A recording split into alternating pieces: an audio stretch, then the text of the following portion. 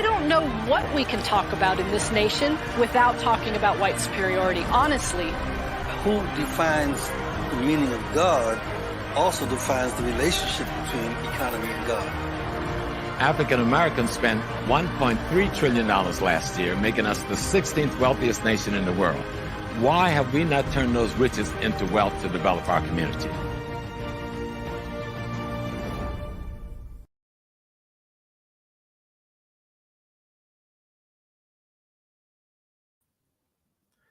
Peace, family.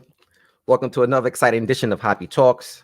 I'm your host tonight, Taaqiy Grant, and we have a very interesting show tonight. The show is called HAPI Black Excellence, Cultural Antidotes. And reason why that title was chosen, let's just go back for a second. The reason why that title was chosen is because when we talk about cultural medicine, or culture being our medicine, a lot of times, you hear a lot of the elders, a lot of the scholars speak on this concept of culture being medicine. And we have two brothers here today that are actually doing the work in the streets, if you will.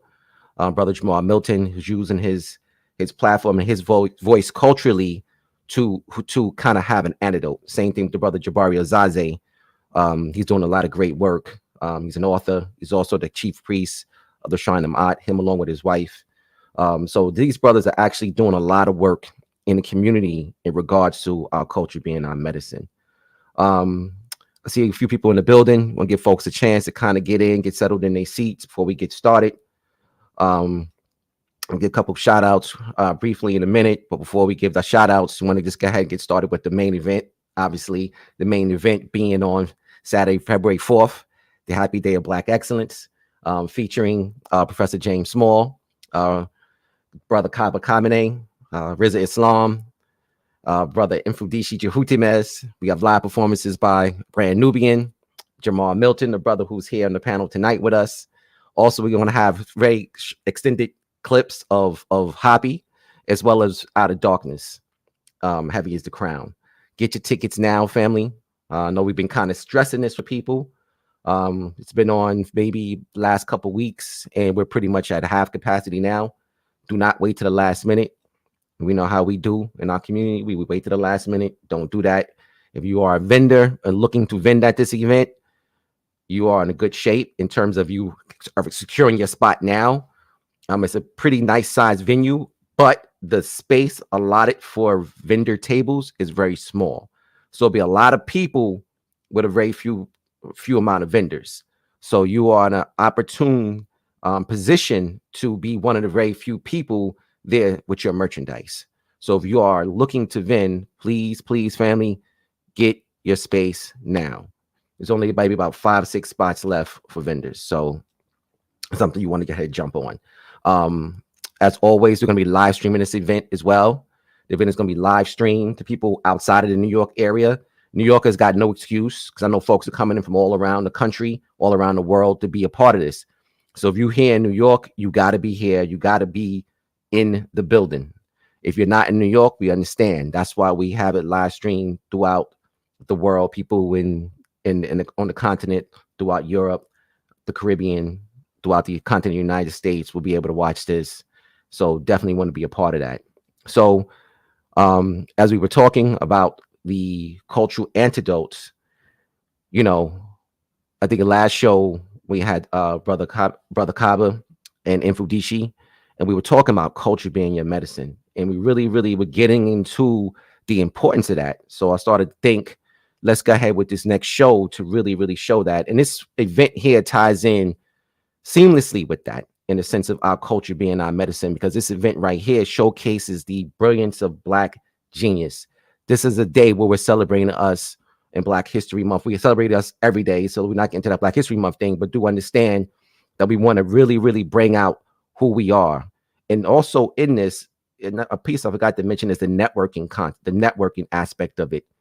Us networking with one another, and we have time built in this program so that we can really, really engage each other in a positive way. And with that comes the Black entrepreneurship. And this is another aspect of this day. So family, definitely this is the place you want to be. We got to be there, be in the building. So without any further ado, we're going to bring in our guests, Brother Jabari Osaze and Brother Jamal Milton.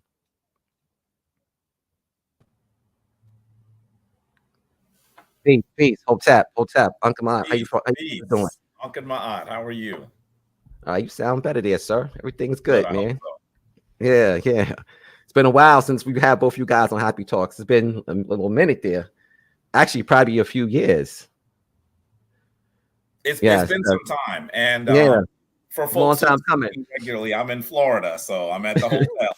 Like, where's Jabari? What? So, but definitely, whenever my dear brother Taaqiy calls, I always try to make myself available because HAPI Talks is an amazing movement. It's more than just a movie, a documentary. So I'm Yeah, here. it's interesting, and I guess that's a good way to start. When the brother Rock really first, he's like, "Yo, Talk, we gotta do another film." I was like, "I don't want to do another film. Just do it." But we set apart in the beginning to actually make it a movement and not just a film. And I got to give a shout out to everybody who's a part of this. Definitely shout out to Felicia and all those who are been a big part of this. All the elders, yourself, and everyone's really been kind of pushing this forward. So shout out, kudos to everybody. You know what I mean? So we're talking about cultural antidotes, and one of the things that first came to mind when doing this is the work you brothers are doing in the community, and definitely want to give a shout out and salute to you brothers for doing this hard work. It's not easy doing the work that's being done. It's very easy kind of being a regular person. You know what I mean? Just going to work, married, kids, living in the matrix. The matrix is easy. It's an easy life. You know what I mean? Everything's kind of set up for you in the matrix. You don't have to think, but when you start to kind of like try to break out of that and try to wake other people up, it's a lot of work. It's a lot of stress involved, and definitely want to give you brothers your accolades for doing the work. Obviously, the elders, they've been around a long time. They've been doing this work for half a century, some of them. Yeah. And that's impressive. And they need their kudos, for that. They need their accolades for that. Give them their flowers. My man Rocky say, give them their heartbeat props, while they here, you know what I'm saying? Give them their props while they here, not when they make their transitions, let them know now. So yeah, definitely. So family, everyone, we want everyone to understand the importance of people, these scholar warriors, these fighters that be on the front line, because being on the front line means you're going to get, you're going to get injured, you're going to get shot, you're going to take it, So, but anyway, Jabari, when we think of cultural antidote and cultural medicine, as it's more commonly referred to, what motivated you to do the work that you're doing? Sometimes people who think of me primarily as a Kemetic priest, as a practitioner of ancient Egyptian spirituality, sometimes they think I have a problem with the other spiritual traditions that are more prevalent in our community, right? And I have to say to them sometimes that it was my quest and my thirst to learn history that took me into a different direction, right? I didn't leave Christianity because I have a problem with Christianity. In fact, if folks listen carefully, they'll know that if I walk back into the church right now where I was raised, I'm going to see nothing but elders who love me and care for me, right? Those are decent, hardworking, solid Black people, right? And so I think what ended up happening for me, and I know that there's so many of us that have had this moment, the more you learn, the more you begin to think, that can't be true, right? That can't be true. When you are hearing nothing about the people of Africa, and you hear literally minutia about folks that come from other continents, particularly the Eurasian continent, the area that is generally called Europe today, you hear things that clearly are irrelevant, right? I'm not saying that there's nothing important that has occurred there. I would certainly not say that. But I'm saying that some of the detail that you get with regard to the European narrative, a lot of that is minutia. And you telling me that Africans didn't even have minutia? We didn't even do things that were like regular or things that human beings do. So even at a young age, I began to think this can't be correct. And because I was a bookish kid, a nerdy kid, surprise, surprise. I know those of you probably figured that out already. I continued to read, and the more I read, the more questions I had. The more I read, the better the questions got. And as I was able to actually target those questions and lead those conversations with adults, many of whom cared about me, but just didn't have any information, it forced me to go further and further and further. And then I began to look at my community, the people around me, very differently. I began to recognize that the young brothers that I was growing up with, and some sisters, some of who were more intelligent than me, but went in different directions, when I saw some things that happened to them, I began to think that part of the reason why we were in the trouble that we were in is simply because of the targeted and intentional practice of removing us from ourselves. That's what I began to understand at a very young age. I'm talking about high school. And so as that quest for knowledge continued, that's really what set me on this course. And I could easily say to you that going to a predominantly white high school and having folks really in many ways demonstrate violent racism, you could draw a straight line from that experience there to my experiences as a young scholar learning at Cornell in the Africana Studies program to now. I mean, if you could literally see the progression that led me from there to here. And I truly believe that if more of us had better access to a redemptive narrative, to a proper understanding of the missing pages of history, we would approach our lives very differently. And so it's been my life mission, really. And I've been honored to have a lot of elders, wonderful elders, to pour energy into me to help me do it. All right. So before we move on, let's kind of, if we can, itemize or just some quick bullet points of some of the work that you've done. I've kind of went over it a little bit, but I want you to really kind of lay it out for us if you can. I'm Taaqiy, I'm getting more and more gray. See, this is just for men. This is just for men. So it's hard sometimes when I think about some of the things that I have done, brother, because I really have been part of revolutionary movements since the 80s. Really, that's part of my narrative, part of my history that some folks don't necessarily know. And really from there, I went to Cornell and got a degree in Africana Studies. From there, I ended up leading into truly trying to become the historian that lives in the neighborhood, right? Not the historian that spends the time on the Hill. That led me to working with a group called the African Genesis Institute, where I have taken over, the number is over 4,000 people of African descent to the continent, primarily to Kemet, to Egypt, to Ghana, to Ethiopia. That's probably been one of the most important things I've ever done in my life. And then clearly it has included the creation of the Shrine of Ma'at, coming out of the Shrine of Ptah. Many of the folks that are on here know the elder Baba Heru Ankh Ra Samad Se Ptah, who was one of those elders that poured energy into me and led to the creation of the Shrine of Ma'at. And from there, I'm an author, I'm a lecturer. I have had the honor of touring Black folks in 5 to 6 major museums around the United States. This quest for knowledge has led me to other countries to look for our presence. Just this year, one of the most amazing places I had been to was the Museo Egizio in Turin, Italy. The only museum outside of Kemet that is focused entirely on ancient Kemetic art in Italy. The amazing pieces there. And then that same trip going to the Louvre. And our story is hidden in plain sight, Brother Taaqiy. And so my entire life has been to try to assist in uncovering that. It's interesting that you say that. And, we first thing, our history erases the white man's mystery. We had to see culture as our medicine. And teaching this is so essential. We're going to come back to you, Jabari, because you're being a little humble, a little shy here, but we'll pull it out of you a little bit. Brother Jamal Milton, you look really good tonight, man. I like the outfit. You're looking sharp. Peace, Dua. Appreciate you.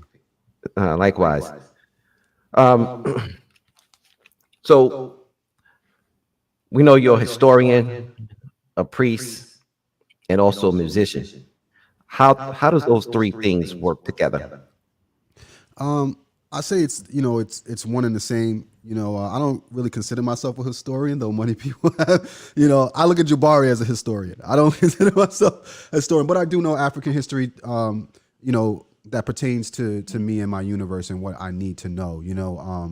I do delve into things that I think the modern day lay person needs to tap into in order to break out. I would say I specialize in waking people up, and sending them to where they need to go.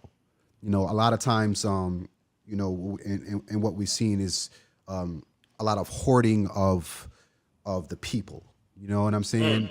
That's not my thing. My thing is, I don't want to just, have a gathering or a following. I want to make sure that you're being fed and you're going to where you need to go, even if it's not with me. That's my main thing. So as far as being a historian, I would say I'm not masterful in knowing all the dates and stuff like that. I'm not big on that. But I know what happened, right? Like, and I'm the same way with when I was with Christianity. I wasn't in consciousness my whole life. My awakening happened when I was 35 years old. So I represent, the lay, showing that it's possible for someone to come out of this in their adult state. You can teach an old dog new tricks. It's very rare that you see people who were delved into religion by the time they're 30s just break out and go a totally different direction. So I represent that community, what some may even say the street community, or just the regular person who realized who they were given a word and acted on that word, right? The music is just something that I was already doing, right? I didn't start music because, I tapped into African spirituality. That was always something that I was doing since I was maybe 7 years old.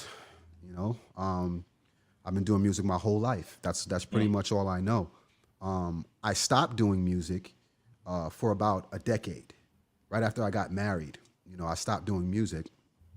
The matrix just got too much for me to be able to do the music anymore.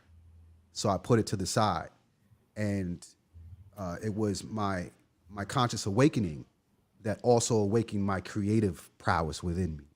That thing that was laying dormant that I didn't know what to do with. Tapping into African spirituality showed me what my gift was actually for, because it was not sticking to the matrix. It did not have value there, right? Or even longevity, because it wasn't my true divine self. Once I tapped into African spirituality, I realized, like, okay, I can actually be myself in this, right? And I can follow all the way through with this, being me, right? I don't have to be Rennie Ruga anymore. I dropped my street name. He said, no, what's it? Jamal Milton. So some people from the street, they'll say, like, yo, Rennie, right? That's how I know you know me from way back. You know what I'm saying? But you know what I mean? You know me from way back. That's what we call the day ones. But, once I came into that awakening, I said, I can't even do this anymore. I had to put that to the side. And I said, I'm just going to stick with what my mama gave me.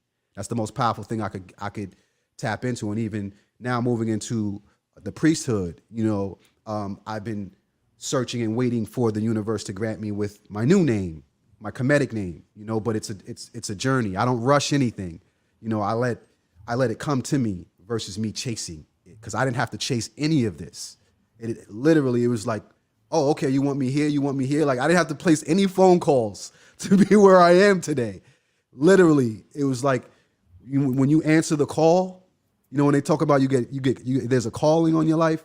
When you literally you're answering the phone, So that's what I would say. Those three things have done. They provided a calling for me that I had lost for quite some time. So that's what I would say. The music is for, definitely. The historical content, I would say, is just to help others to put their pieces together, right? Me knowing my history, okay, what is your history? Having that open ear right? To say that, you know what, none of you guys are wrong. I feel like everybody's telling the truth about their perspective and what they saw and how they rendered it, you know? But now when we all sit down at the table and we put, okay, what was your history? What was your history? We all put it together. Now we can find truth, right? What kind of judge would it be to say, hey, I'm just going to listen to one story, one side of the story? That wouldn't be a good judge. A good judge takes them all. And this is what I loved about Kemet. It was like, okay, it had all these different walks of life, all these different people in Kemet. It was like the melting pot. It wasn't just like one tribe. No, this was everybody. It was like Times Square, right? It's like Times Square. You're going to find everybody, you know, even the tourists. They're all there, right? So you can really take out of it what you're supposed to take out of it, what you need, you know. So that's what I would say I represent 150%. 150%. Yeah. Thank you for that, brother. Family, before we move on, please like, comment, and share. Also, please support the platform and the movement. You can send the Cash App, Super Chats, stars. Definitely show your love. It's greatly appreciated. Help us move it forward.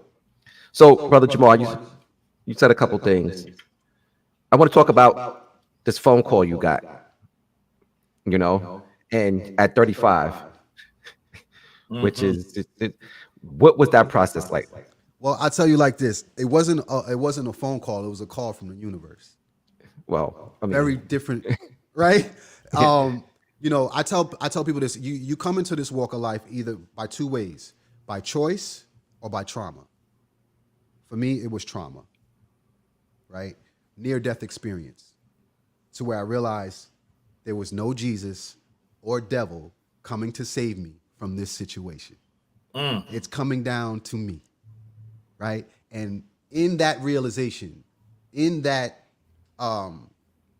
recognition as to where I stand in the universe, I realized the power that I actually truly have, right? To overcome these situations, to break generational curses, to help others to find what they're seeking. I realized what my power was, but then at the same time, that's the gift and the curse, right? That answering that call and having that revelation, you realize, okay, I have things that I need to work out within before I show people that I have this power, right? Because it puts you on the spotlight.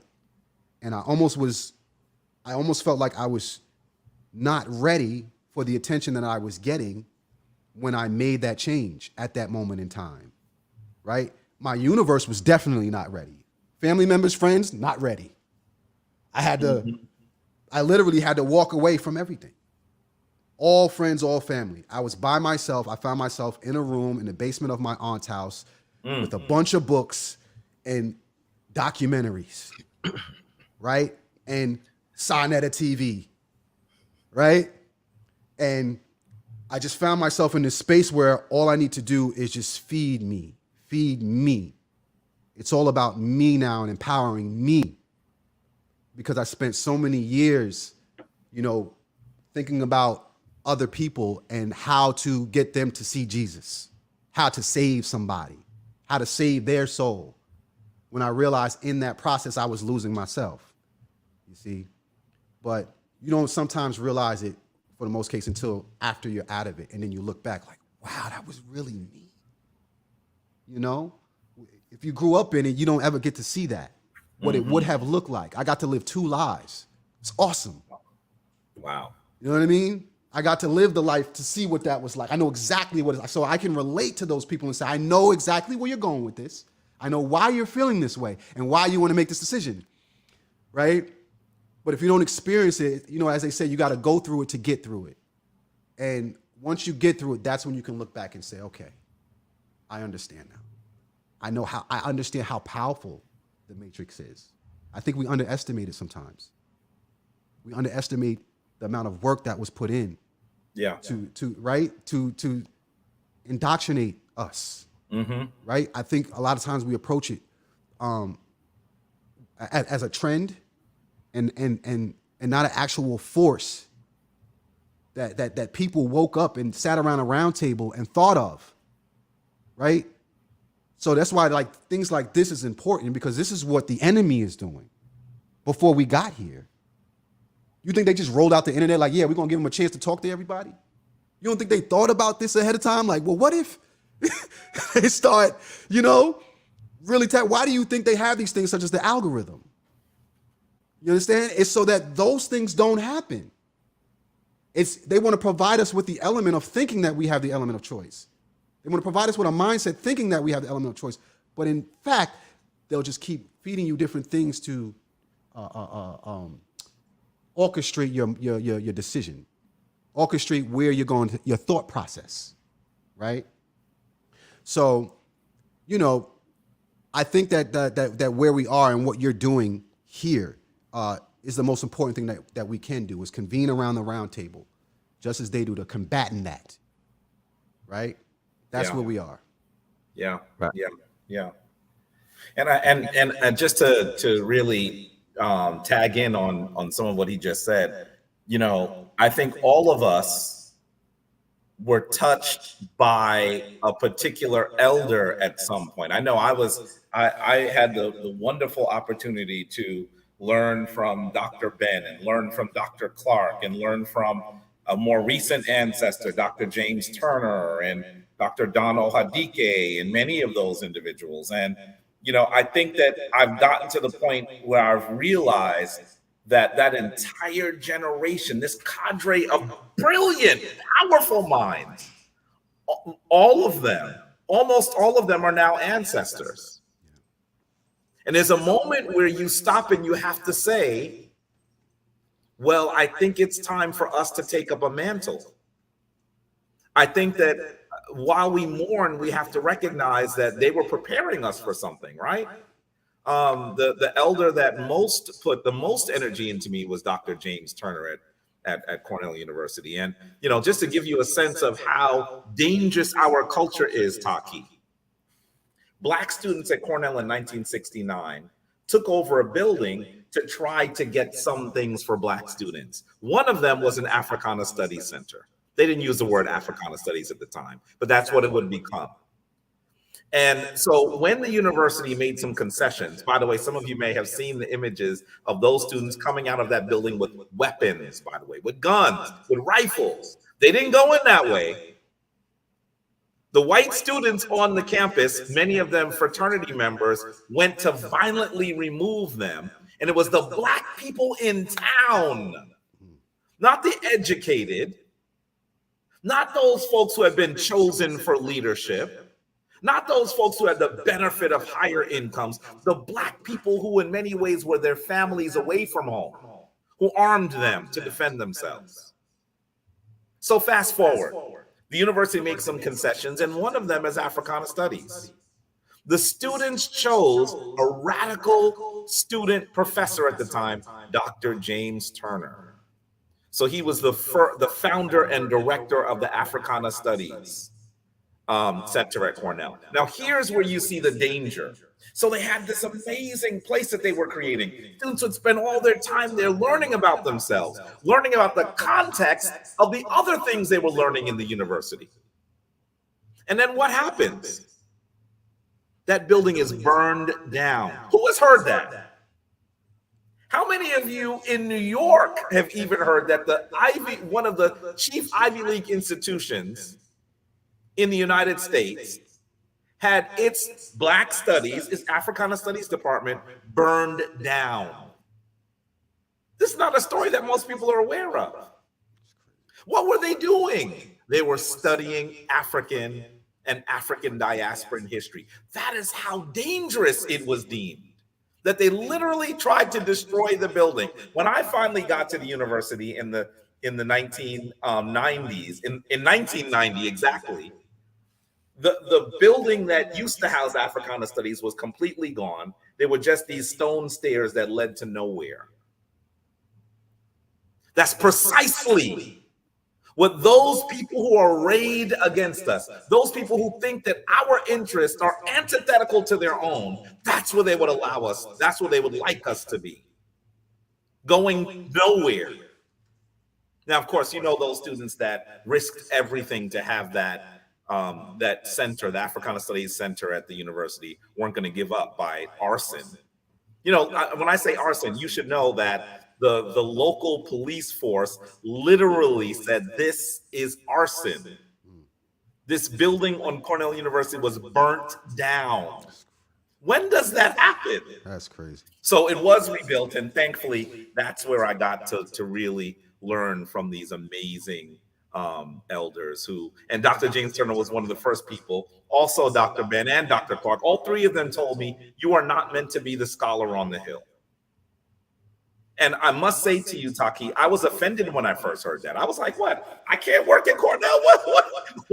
What's wrong with me? What? Right. But what they were really saying is it's your responsibility to be in the hood. And for those of you, I know both of these brothers have been to my home. You know that Anika and I live in the hood. You know what I'm saying? We live in the hood. If there's any part of Harlem that's still the hood, there are a few pockets. The pocket of 131st Street is the hood. Smack dab in the middle. So right in the middle.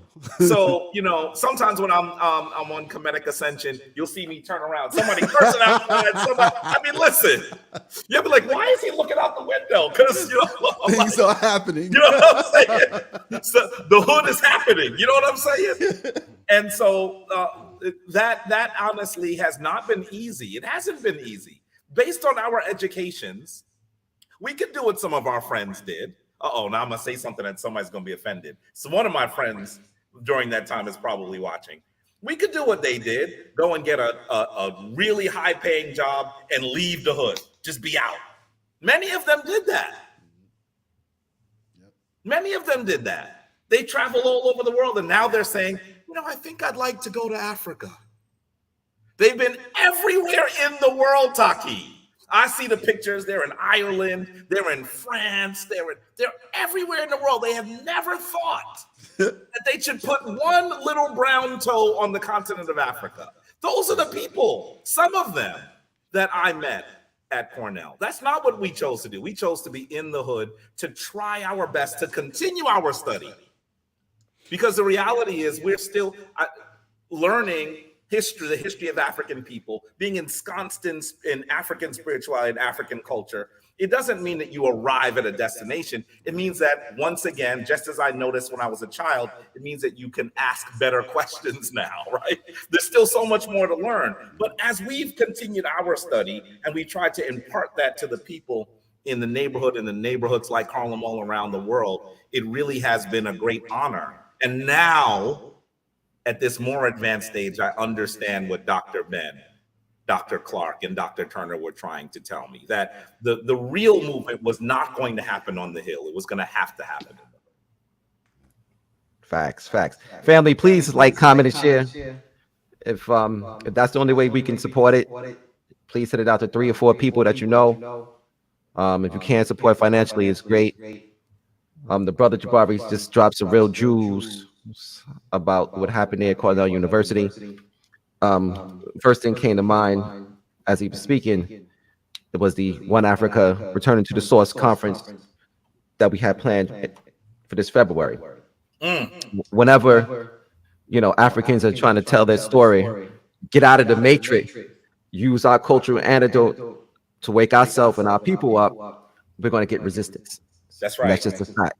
Yeah. That's a fact. So, you know, we had the opportunity and the support from many people, Jabari being one of them, to still have our conference and change it from One Africa, turn to the source to One Africa, Power and Unity. And that is available for people to see. It was not just a conference. It's an historical epic in our history, from what occurred in February that continued on into April. So these epics in history are important because it lets you know just how important our cultural medicine is. You know, so you folks who want to get a copy of the conference, go to happyfilm.com and check it out. It's 12 hours.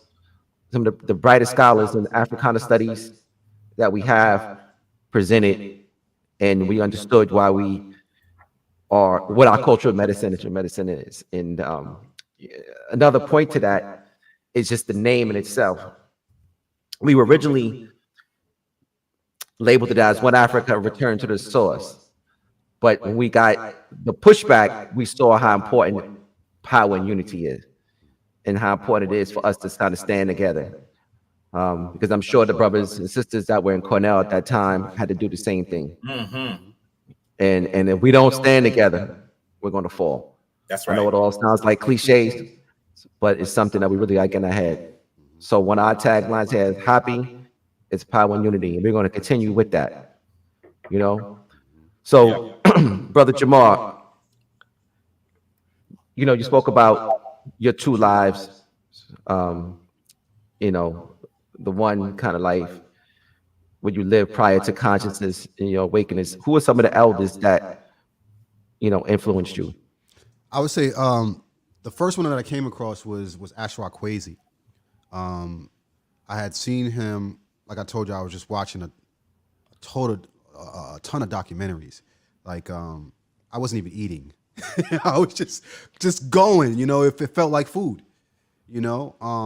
And I, you know, when I saw his videos of him going to Africa and going to Egypt, you know, that's what led to me going to Africa, period, to going to Egypt and experiencing it for myself because I had seen it. He was the first one that I would say that I ran into. Next probably would have been, who I would say was next. Ashwa was definitely first. Next was probably Baba. Baba Hero, because then that's how I got in touch with Jabari. You know, the whole Shrine of Ma'at and Patah, both of them. That's how I segued into that. Then I would say it would be Tony Browder. He was next. And then the one that really struck me, and this was fairly recent, which is crazy. Professor James Smalls, when I was at the African Festival in Brooklyn, my first time meeting him, and you know, he doesn't know me, but you know, we shake hands, and the first thing that he said to me, he didn't even greet himself. He said, "It's on you now." He said, "It's your turn." It's, you know, and when he said that, I'm looking because I'm just stoked that I'm meeting Professor James Small, right? But he's looking at me like, you know what I mean? I'm like he doesn't even know me, you know what I'm saying? Or at least I don't think he did. But in any case, you know, as I'm shaking his hand, he's saying it, and I'm kind of like looking around, like, who is he talking? You know what I mean? But it was a charge, you know, and you know, things like that. It's the little things that people don't realize, you know, because when I first came into it, because I was new, I was asking around trying to figure out who was who. You know, I don't know who's who in the community, so I didn't really trust everybody. You know, there's a whole lot of people. You know, so I was trying to figure out who was who. But in that moment, I realized how real he was. You know, because no matter who I was, it was something that he saw in a young black man, and I felt like, you know, some of the generations, there's a generational gap, right, in terms of knowledge. Like between the ages of like 30 to like 50, there's this gap. Like our elders were kind of fighting by themselves. They didn't have the support like we have now because we have the internet and everything. It wasn't that network wasn't there. So their generation was their generation of people kind of like in this bubble. And scholars and leaders like Professor James Smalls, who are willing to reach down and close that generational gap, is very, very important, you know, and it taught me something about my movement as well, which is why, you know, I don't shun the younger generation. I know that they on their drill stuff and stuff like that, but I remember when I was on my hip hop stuff heavy. So I know that there's still hope for them. You know what I mean? They probably it has to run its course though. Right? So, you know, those were the elders that I think that made the foundation for me. And then from there, I started to tap into, the Shaka Amoses and the other peers that we have in the community, that are real knowledgeable in what we do. The other generation, we got the red pills and the blue pills, the ones that are still tapped in to what's going on in the world. That's important. Because what's all the knowledge for if we can't use it, right? If we can't use it in today's time, we can only remember but so much, and we won't be able to remember it all. right? What's the last time you remembered a phone number?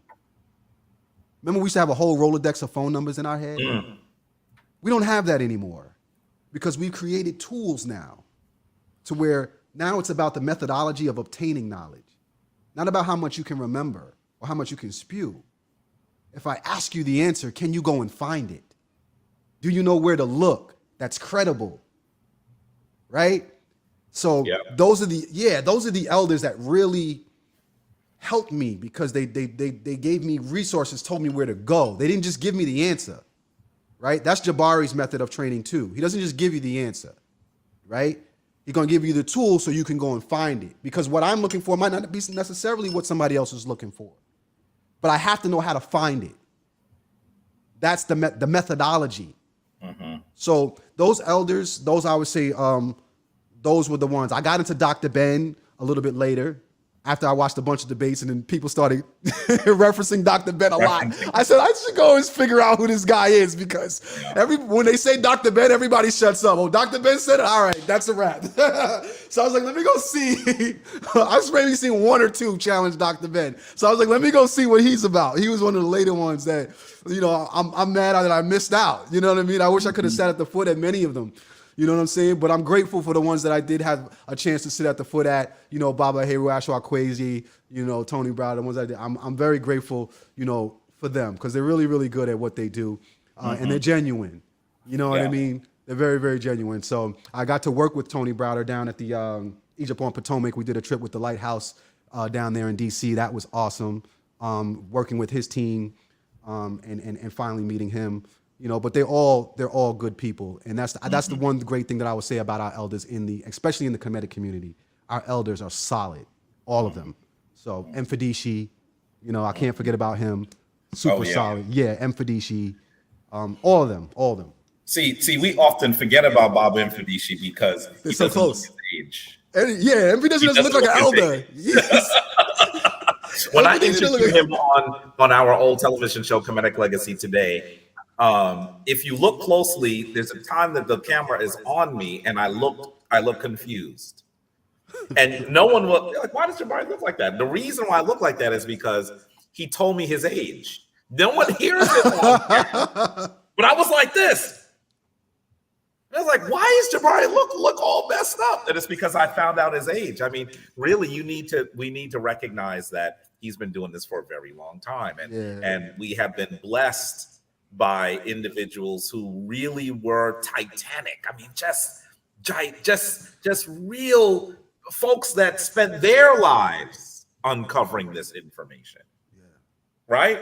Yeah. And so our goal now has to make them proud. I mean, when I noticed that my elders were actually making their transition, it was hard. I mean, the first one that was closest to was probably when Dr. Clark passed. When he passed, it was hard. And all those other elders that were important to me were at his funeral, right?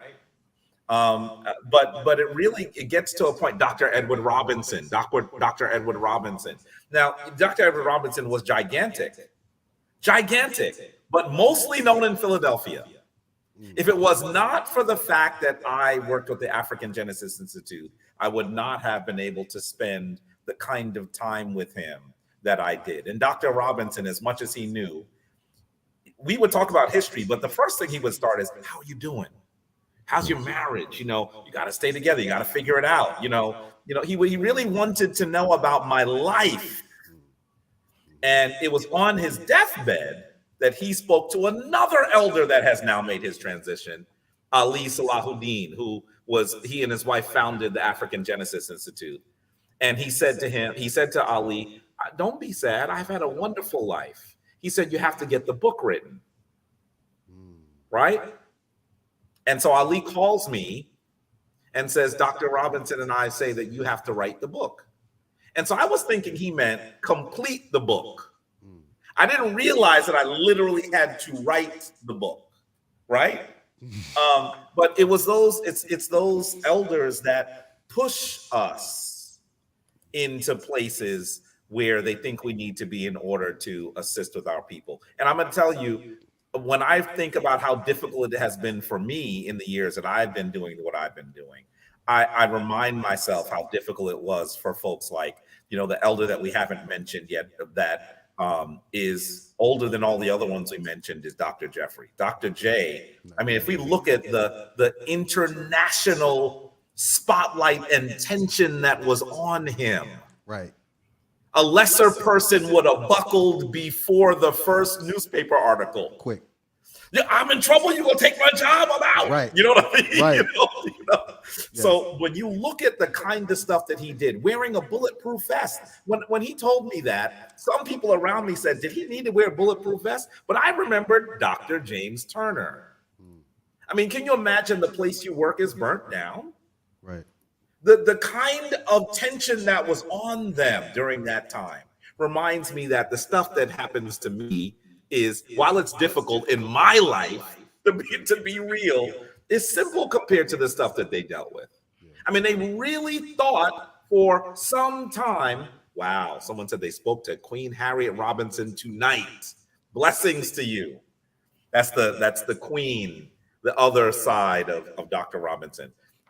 When you realize all the things that they went through, you begin to truly understand that they were on a mission and that they're all waiting to pass a baton. Doctor, when you talk about Professor Small and the way he spoke to you, first of all, I wouldn't be surprised if he did know who you were, by the way, Jamar. You're being humble, right?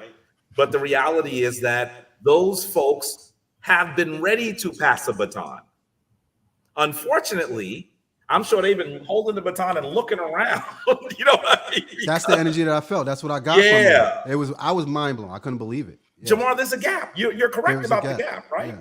You're saying the gap between 30 and 50. Right. I mean, just think about the gap that's between 50 and 70. Right.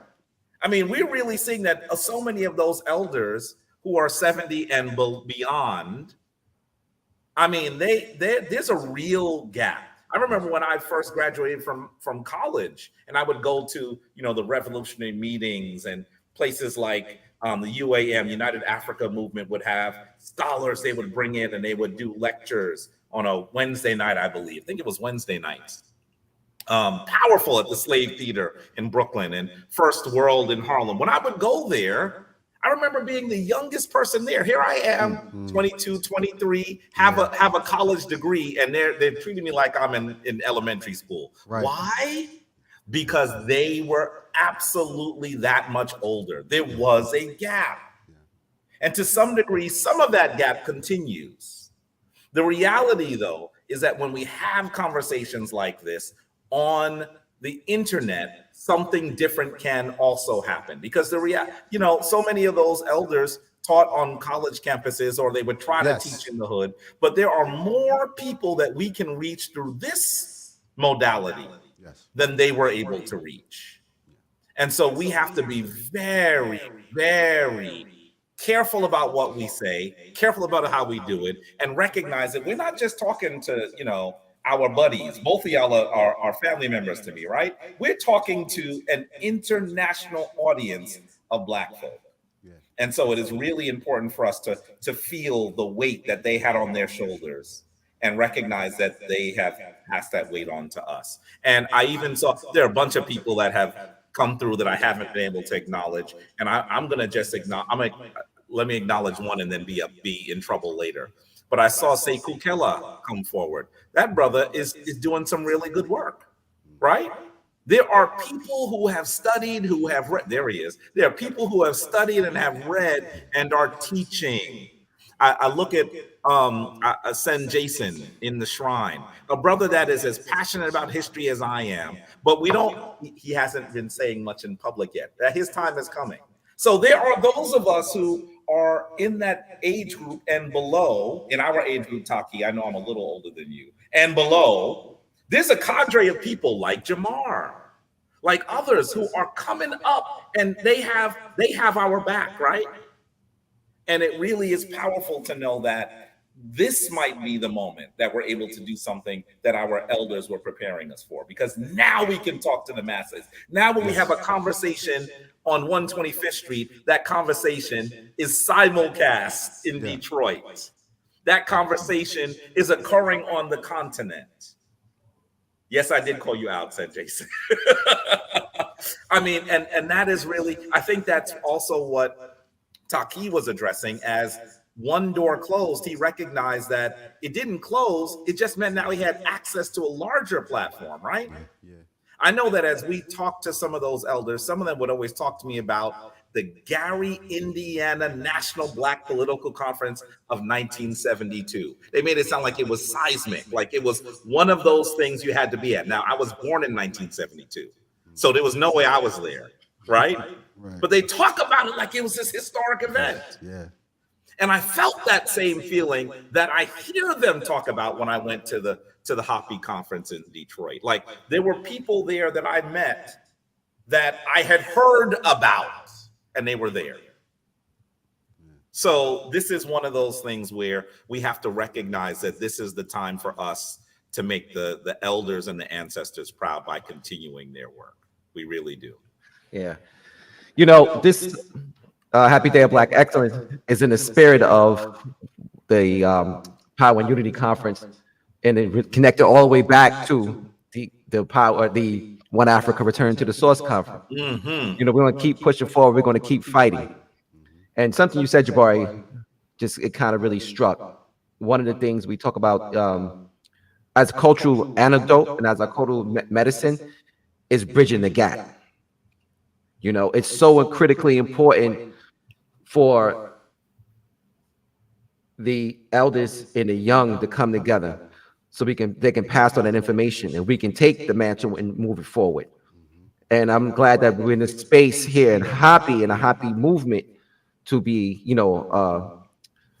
a direct incarnation of that, and the work that you brothers is doing as well. You know, I talked to Baba Haru the other day. I actually went to go see him last week, and I one of the things I told him is I acknowledge him for his deliberate communication with young people. It's so essential. He's one of the people that stand out, you know, in his works for really, really help bridging that gap. You know, he built his work around that. That's right. You know, a lot of them, you know, and let's be fair. Some are better than others when it comes to bridging gaps and aligning themselves with young people. And he's one of the ones at the top of that. And Dr. J is also pretty good with that. Professor Small, Infudishi, Kaba, all the ones you usually see here on HAPI have always been really, that's their work has been around that. You know, especially Brother Kaba being educating, you know. And I say for me personally, Dr. J opened up a lot of the doors. You know, through Dr. J, I met Infudishi. Through Dr. J, I met Professor Smalls and everybody else. You know, but those are direct lines of communication through Dr. J. And then one of the things when I met him, it stood out the most was like, you know, he was really, really trying to formulate that type of relationship and bond.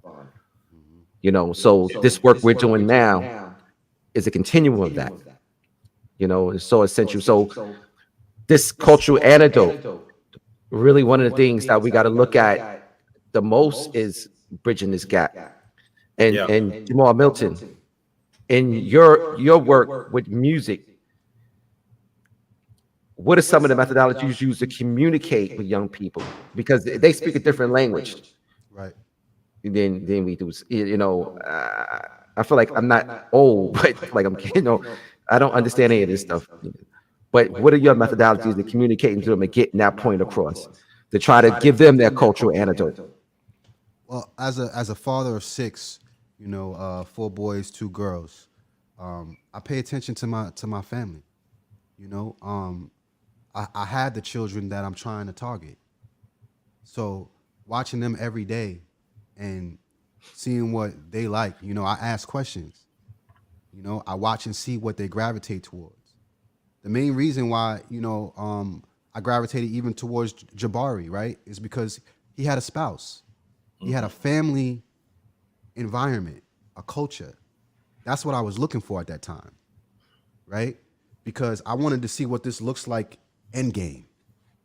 You know what I'm saying? What does this look like when I tie this into family? So my methodology is really paying attention to what's going on and participating and providing structure for what they're trying to do, right? Advice. You got to get involved. right? A lot of times we like to take the method when it's time to teach the younger generation, don't do this, don't do that, right? Versus watch me do this, watch me do that. It's a totally different ball game when you're involved and you're doing it and you're showing them how to do it versus telling them what to do. You know, I was always taught, and even in the workplace, they tell you like a true leader or a true manager is one who leads from the front. That's how you have to treat the younger generation. You got to show them what it's supposed to look like. Make it look cool. You know what I mean? Like when it was time to learn your ABCs, right? They gave you a song. We don't realize it, but it was a song. A, B, C, D, E, F, G, H, I, J, K, L, M, N, P, right? It's the same song they gave us when it was time to learn Twinkle, Twinkle, Little Star, huh? We don't realize that they gave us a blueprint, structure on how to learn. We learn by doing, right? That's how you teach a child. You make it a game. Children aren't supposed to learn in classrooms. It's supposed to be a game. So I literally just jumped in the game is what I did, right? I found the youngest, hottest rapper, right, in the game, Joey Badass. Well, he found me, right? And I made sure that I gave him everything that I knew about my African spiritual journey because he's touching the children directly, right? He was my most powerful tool during that time when I was starting. I said, you're the one that's going to do it. You have the mentality. You're right at the age where you need to be. I said, I'm going to give you everything I know. And I just want you to do it. Please. You're going to save the world. You know what I mean? But that's the same spiel for every black child that there is that's out there that's tapped into that has the ability to do it. It's the same story for all of them. They just don't know it. They haven't heard it from anybody. The same thing that somebody told me. You know, the person that woke me up, I said, you know, how did you know? You know, when I spoke to the person, how did you know? They said, you just needed somebody to tell you how beautiful of a human being you were. When's the last time somebody said that to you? Like just as a grown man, you're just a beautiful human being. Just the way you are. You don't have to do this and do that. No, just the way you are.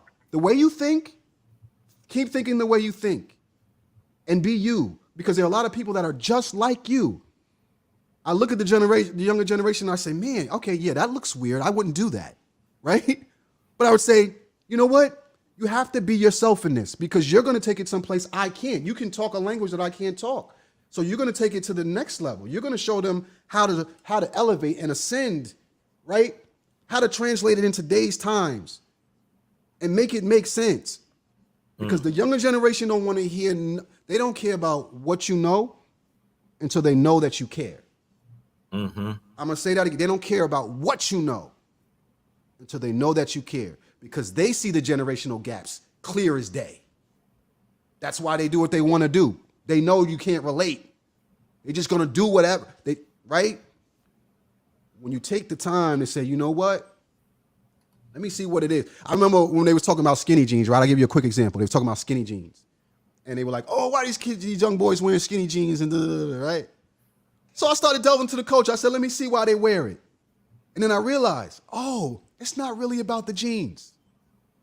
It's about the sneakers. If I wear white on white sneakers, I don't want to wear baggy jeans that are going to mess my $300 sneakers up. It's about the sneaker. So people totally missed it. They're like, oh, you want to wear your jeans tight. No, remember when we were wearing them baggy? You told us to pull them up. They pulled them up. The reason why they wear it the way they wear it is because they don't want to mess up them $300 sneakers. I get it now. Now I can relate. Now I can talk to them and say, hey, this is the reason why they do what they do. Now we got to formulate something that looks cool to make it make sense for them.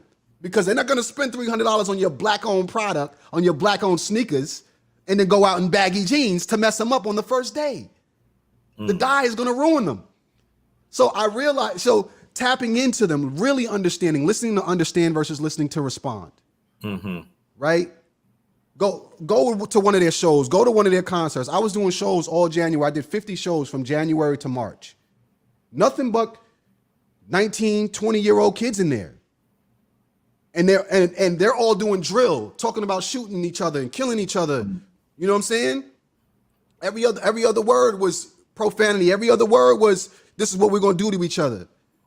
But when I instilled in them what I was doing with pride and stayed just being me, stayed myself. I didn't try to be them. I stayed being me. They got curious. You know, what is that? What is that you wearing? What is that? Oh, right. Yo, you know what? You know, one person had a tattoo on his arm. One of the DJs, he had a tattoo on his arm. He didn't know what it was. I said, that's an Adinkra symbol, brother. He said, my whole family has it. We all get it on our left arm. That's how we know we're family. I said, bro, you African. I said, that looks like I said, let me look it up. And I pulled up my Adinkra list right there on the spot and showed him the symbol. From that day forward, now remember, he's a DJ, so he's got high influence. He's talking to all the artists. Do you see what I'm saying? So just by you delving into and really wondering, getting curious, what is that? Right? Talking to them and really getting involved, want to know about their life. The same thing that the elders do for me, I do for them. And that's how you get the influence going. It's a network. See what I'm saying? We're talking about spiritual currency here, right? Your net worth is your network. Spiritual currency. Give them a positive word, whatever it is that they're looking for. You know what I'm saying? To get them to that next level. That's how we do it. That's the blueprint. That's the blueprint. Blueprint for Black Power. I want to just quickly say, Ankan Ma'at to Baba Heru, who I see is in the room. I mentioned him as one of the elders that was critical to me. And I even have to just say quickly that one of the reasons why Baba Heru has been so important to me is because while many of the other elders were just putting information into me, Baba Heru is the one that helps me figure out this life that I'm in, right? Even now that I'm a 50-year-old man, when I have a challenge, and he knows this to be true, he's the person that I go to, right? And he has never had, he's never been too busy. He's never not taken time. And so I say he's the elder that has given me my jed, that allows me to stand upright. And so I just want to acknowledge that he's there as well. One of those elders that has done a lot for me. And you know, he's another elder that doesn't look his age. He's got, listen, we have to make sure that those elders that are here, that we stand around them to ensure that, well, for two reasons: to make sure that they are getting the things that they need, and also because they need to give us a lot as well. They still have a lot more to give us. I remember when I was at the Unity in the Unity conference for HAPI in Detroit. I must have spent about a good 2 to 3 hours just talking to Dr. J, right? There's a lot that they still want to give us, right? You know what I mean? So we have to spend the time with them in order for them to give it to us. And so that is of critical importance to spend time with them and really continue to learn so we can do the things. So many of them did things under different pressures than we did, you know? And so hearing how they got to be where they are and they weathered those storms is critically important for us as well. Yes. You know, Jabari, when I see us also in a very unique position because we're kind of in the middle, kind of age-wise, and we can kind of really, really help align with the younger generation, the old generation, and bring everything together. And I definitely want to second what you said about Baba Heru, a great man, and I'm going to come see him again. And want to continue that conversation that we had, you know. Uncle Matt, Hotep to Baba Heru, thank you for joining us. And we're going to continue this forward. So Brother Jamar, you were going in about how you just communicate with this younger generation. When I see the work that we're doing here, when I say we, I mean collective, everyone in this panel, people in this generation, it's so critical. When you stepped off, I was sharing with Jabari that we're in a very critical space in terms of going up and down in respect to age. So one of the things is when we put this event together that you're going to be a part of, we put elements in it that everyone can relate to in our community. We want to make sure that we have the representation there that can communicate to all audiences, young, middle, old, elders, everyone in our community can communicate and appreciate something from this. So this event in itself is cultural antidote and is cultural medicine, and it's not just something that we're doing just to do. I know a lot of times we get kind of conferenced out, lectured out. People just kind of get kind of dismayed with that, but we understand the importance of gathering, and you brought up the word networking, and just kind of working together through some issues. So, family, make sure you get your tickets. They're on sale, happyfilm.com. We're adding to this lineup. This is not the finished piece. There are more names and more activities being added. It's going to be a full day. We got this VIP, general admission. Vendor spaces may still be available. I'm not even sure. And if you're not in the New York area, you can live stream it. A lot of people that's in this chat right now, I'm expecting to see you in the building. So, and I know who live in New York. I know all you New Yorkers. I see you in the chat, and we're coming for you if we don't see you. So, Brother Jamar, just talk to us about your participation and why you think this is important. Like he said, it's the conglomerate of everyone coming together. They need to see the elders and the younger generation mingle together, right?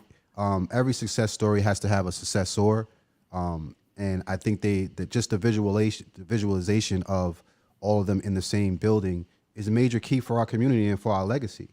That network and just seeing it, right? When I was younger, and even when I was in the church and stuff like that, they always had different fellowship opportunities, and the matriarch will be sitting at the table. They eat first. The whole thing, the whole spiel, and you realize structure in that. You realize hierarchy in that. It's just like in the home, like when we used to celebrate Thanksgiving, right?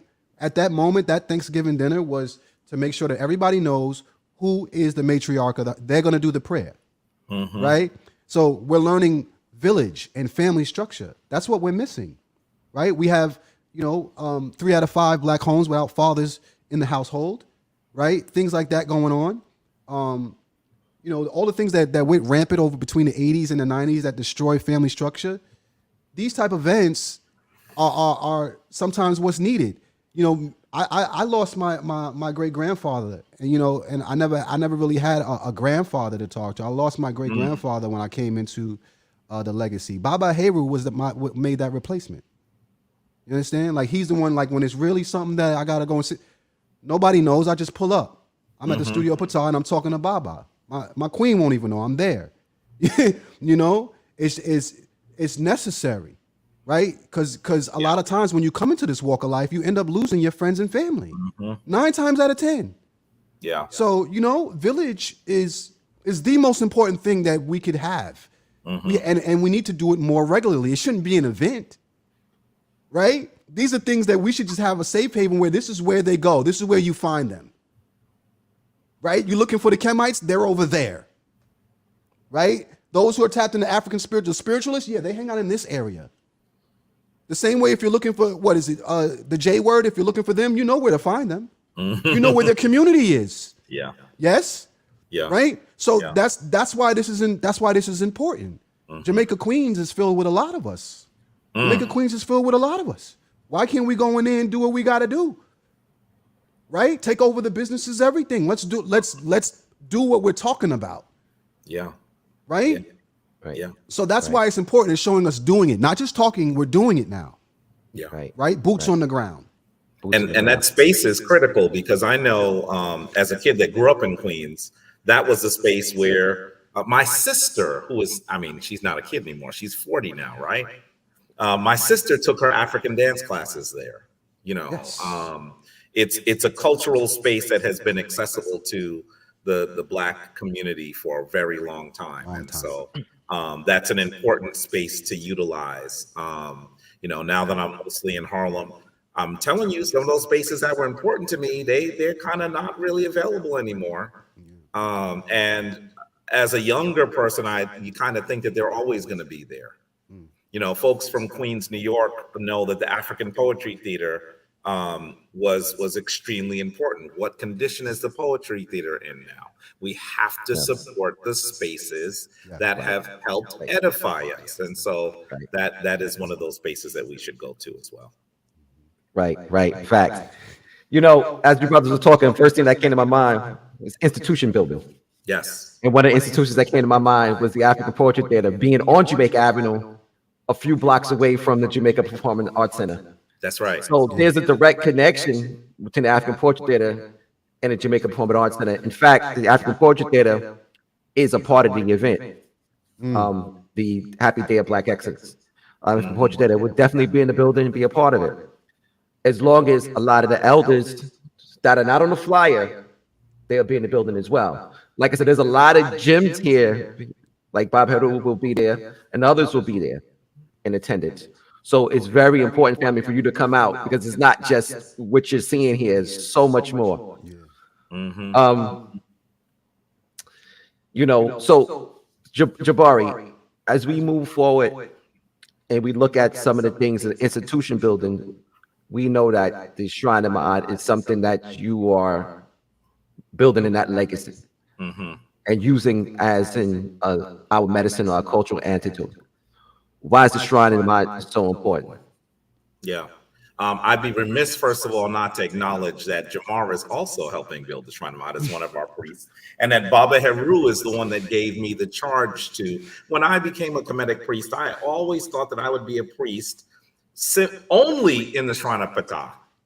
It was Baba Heru that said, it's your time to move into Ma'at. And so the Shrine of Ma'at is a charge by Baba Heru. If you had asked me 20 years ago whether the Shrine of Ma'at was what we would do, I would have laughed at you, been like, what? I'm not doing that. So it was a charge by my elder. Really, I think that you've hit the nail right on the head, Taaqiy. And Jamaar said this as well. Creating community is key. I'm going to say this, and some people who have heard me say this in smaller settings will know the details, but I'm going to tell you, there are a lot of folks who I know who are some of the cultural dynamos, those people who have studied African culture, have lived African culture, that go to institutions that are not reflective of their understanding, appreciation, love, ensconcement in African culture. I can think of one powerful elder queen who wrote amazing books. And I have been told that she's in the Black church. She's there. Not because she is necessarily part of the tradition, but because that's where the community is. And the young people that are there always tell me that she sits in the front and she rolls her eyes whenever they're saying things that don't fit African culture. She in the front, everybody sees her. She, oh my goodness, they gonna say that again? Why is she there? She's there because that's where the people are. That's where the community is. These are solid, decent people there. And so the Shrine of Ma'at, in some ways, as a public Kemetic shrine, is meant to be a space so that people who are into African spirituality, into African culture, have a community too, because it is extremely lonely. I remember being the guy, even in college, the Black radical dude. I was the radical dude, right? That, even some people that I really liked, friends, would come and talk to me about stuff that was going on politically. But then when they went to go play basketball, they would set up teams, and I wasn't part of the team. I was like, but I don't get to play basketball? I never vocalized it that way, but I recognized that it was lonely. It was lonely. And so what we're trying to do at the Shrine of Ma'at is create community. We're trying to make sure that we have a group of people who are there to cry with you, to laugh with you, to celebrate with you, to be around you, regardless of what you're going through or what you are persevering or what you have overcome. Right? That's really what we're trying to do. Now, I honestly believe that it was going to be a Harlem shrine. I would be crazy if I would say to you that the Shrine of Ma'at is a Harlem. We have many, many more members all around the country and around the world. Many of them are in the chat. I saw Sen Gavin and Sanette Shenka, who was there as Olivia, and Sanette Cheryl, and Jenicon Malo, and Tashi, and I'm sure I'm missing some of you. It's just because Jabari is getting old. That's it. but I want you to know that, you know, when you really attempt to create a space so that you can really be you, that you don't have to answer to what other people are saying about you. This is where our power is. There's a reason why they outlawed the drum. There's a reason why they said, Negro, you can't dance. There's a reason why, let's take it even further back, before enslavement. There's a reason why we see Kemetic deities then ensconced in European form as European comes to its rise. There's a reason why, because our culture is revolutionary. Being who we are is actually the antidote to all the things that ail us. And let me get really grandiose for a second, Taaqiy. Being who we are is the antidote to the things that ail all of humanity today. Because it is the youngest people on the planet who are careening the humanity off a cliff, who think they can do whatever they want in an environment and nothing's going to happen, who think that they're going to tell everybody else in the world how to live, even spiritually. If you're not reading this book, you're going to hell. What? Based on what?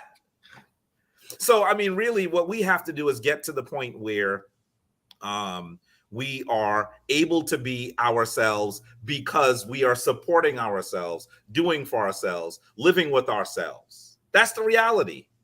And the rest of humanity will benefit, because African people have never tried to control the world and subjugate everyone. That's just not our MO. So, you know, that's really what we need to do. And supporting institutions is of critical importance. As you go to, you know, the Performing Arts Center, that's one of those institutions that a bunch of folks, my sister now has 2 girls who are teenagers, they were ensconced in African culture there. African Poetry Theater. I remember I hadn't even graduated from Cornell yet.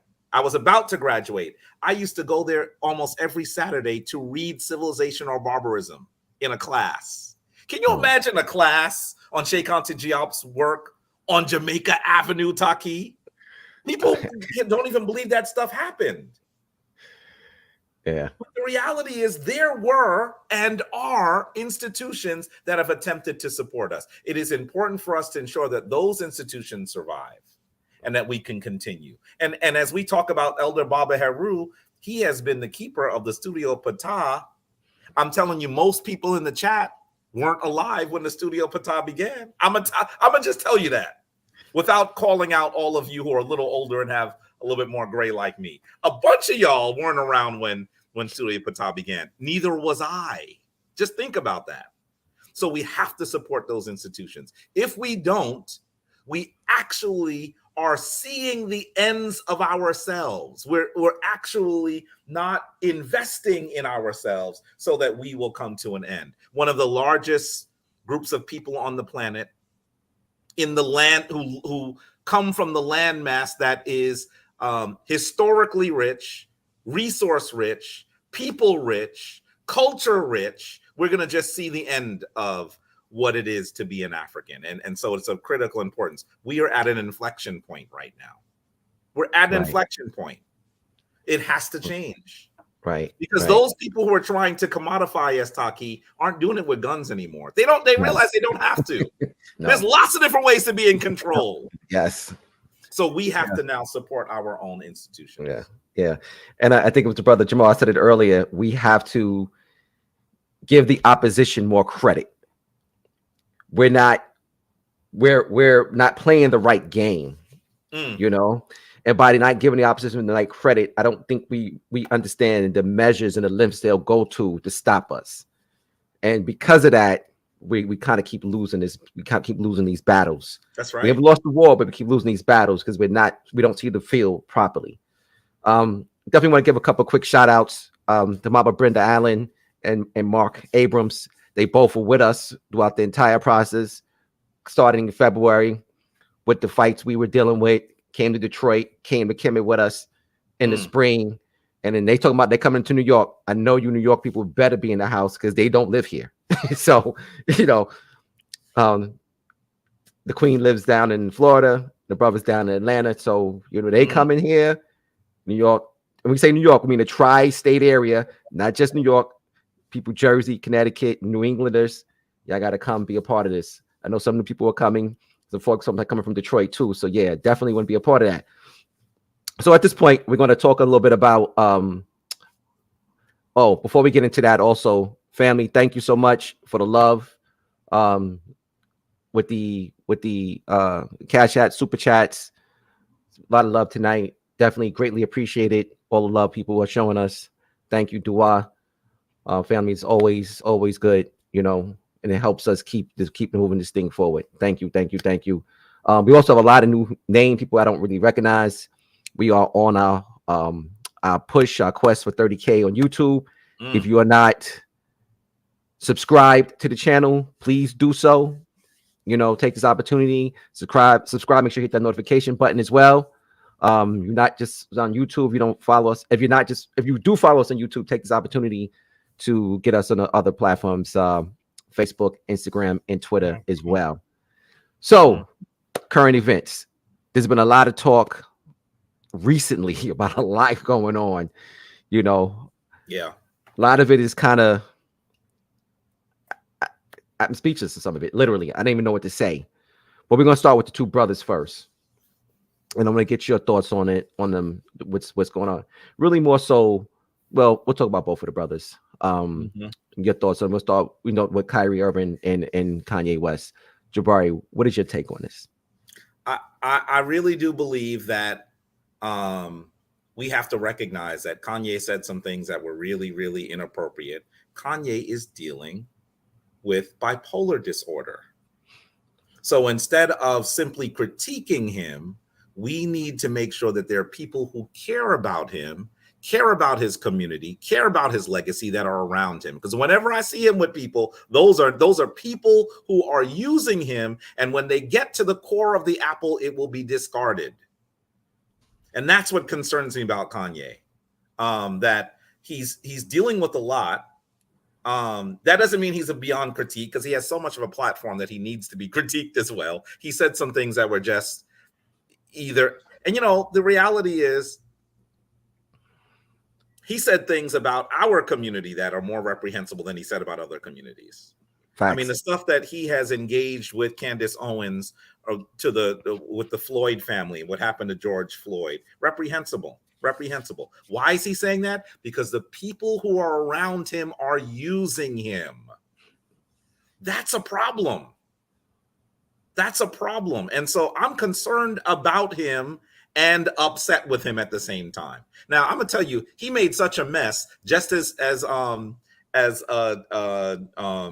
Chappelle said. He was correct on this. He made such a mess that Kyrie was in a mess. You know what I mean? Because what Kyrie said was a lot tamer, and he got it. Look at how much trouble he was in. The reality is, Kanye made so much of a mess that Kyrie stepped in it. Kyrie says some things that are bizarre. But I'm going to tell you something else. Both of those brothers should be given the opportunity to figure it out.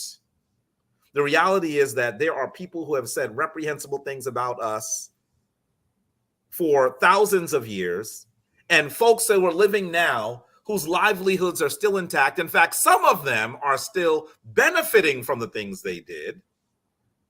Let's just look at George Zimmerman. Look at George Zimmerman and the place that he's in. Look at Kyle Rittenhouse and look at the place that they're in. Now look at what they did and look at their position, and look at Kanye West literally losing probably $1 billion in one day, more than $1 billion in one day. Look at Kyrie Irving, talented basketball player, actually having to kneel and grovel because of what he did. So the reality is, while I don't agree with what they did, neither of them should be put to the point where they're no longer able to support their families and do the things that they do well. I think that we need to close ranks around them, chastise them, because what they said and what they did were not great. But on the same token, we need to make sure that they can still be the people that they're supposed to be. And that's the part that is problematic for me, that one group could actually literally put people in our community in the trash bin. That's the that incenses me that they could do that.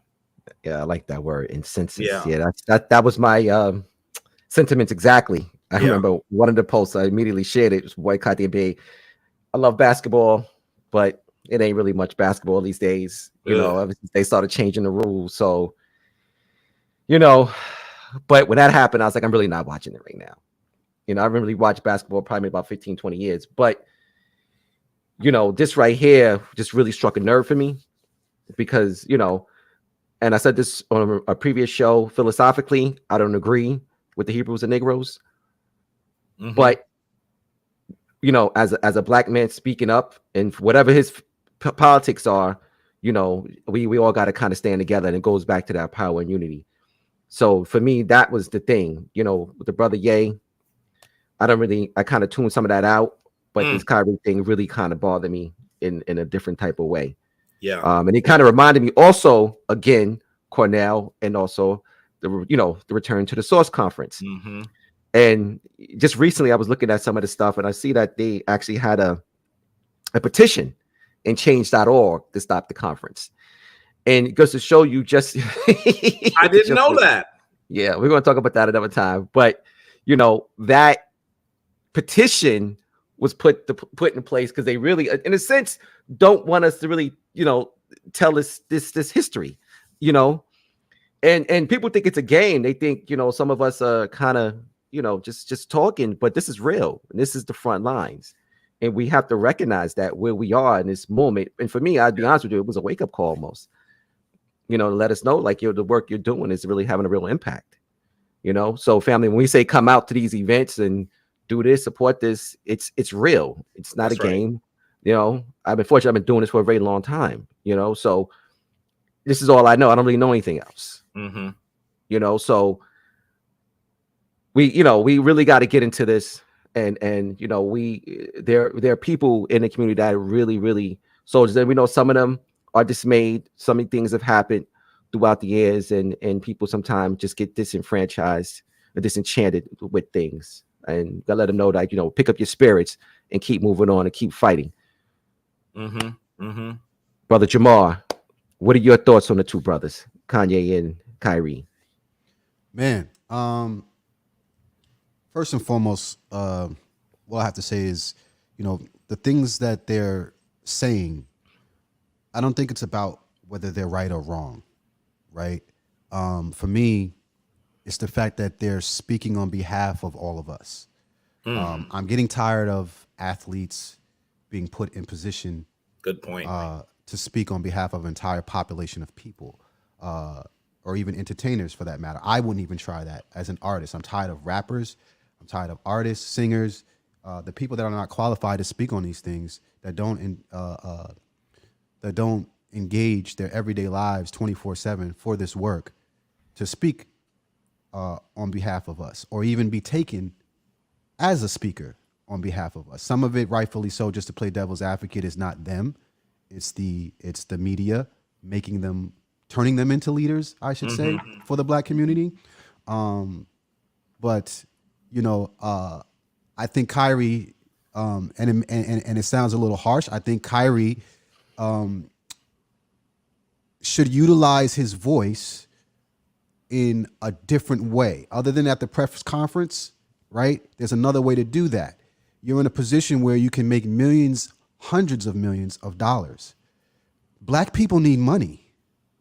Take that money and silently fund a Black organization that can actually do something versus just complaining about it. Take the thing that you were blessed with, your gift, and utilize that to fund the organizations that could better suit what we're trying to do, right? He can be a silent partner, a silent leader. We all need funding. To lose $400 million is never a good idea for Black people. I don't care. It's not a good idea just to prove a point. Because at the end game, what was the end game? What did we get out of it? I'm talking about results here.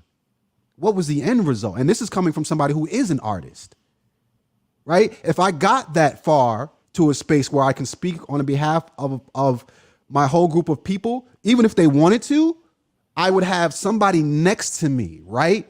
You have to have a team. He needs overseers. He needs somebody next to him, the right person connected to the community and helping to guide him, because this is not his area of expertise. He's an athlete. Kanye is an artist. Yes, he has a point of view, like all artists do. But is he qualified to speak on behalf of all Black people? Yeah. That's really the question. And it's not, neither one of them are. Right? We could have had this discussion with any one of us. We're more qualified to speak on that. Yeah. Right? We could have sat down with Tariq Nasheed or Baba Heru or M. Fadishi. We could have had these conversations with anybody in the community that's walking through Harlem on 125th.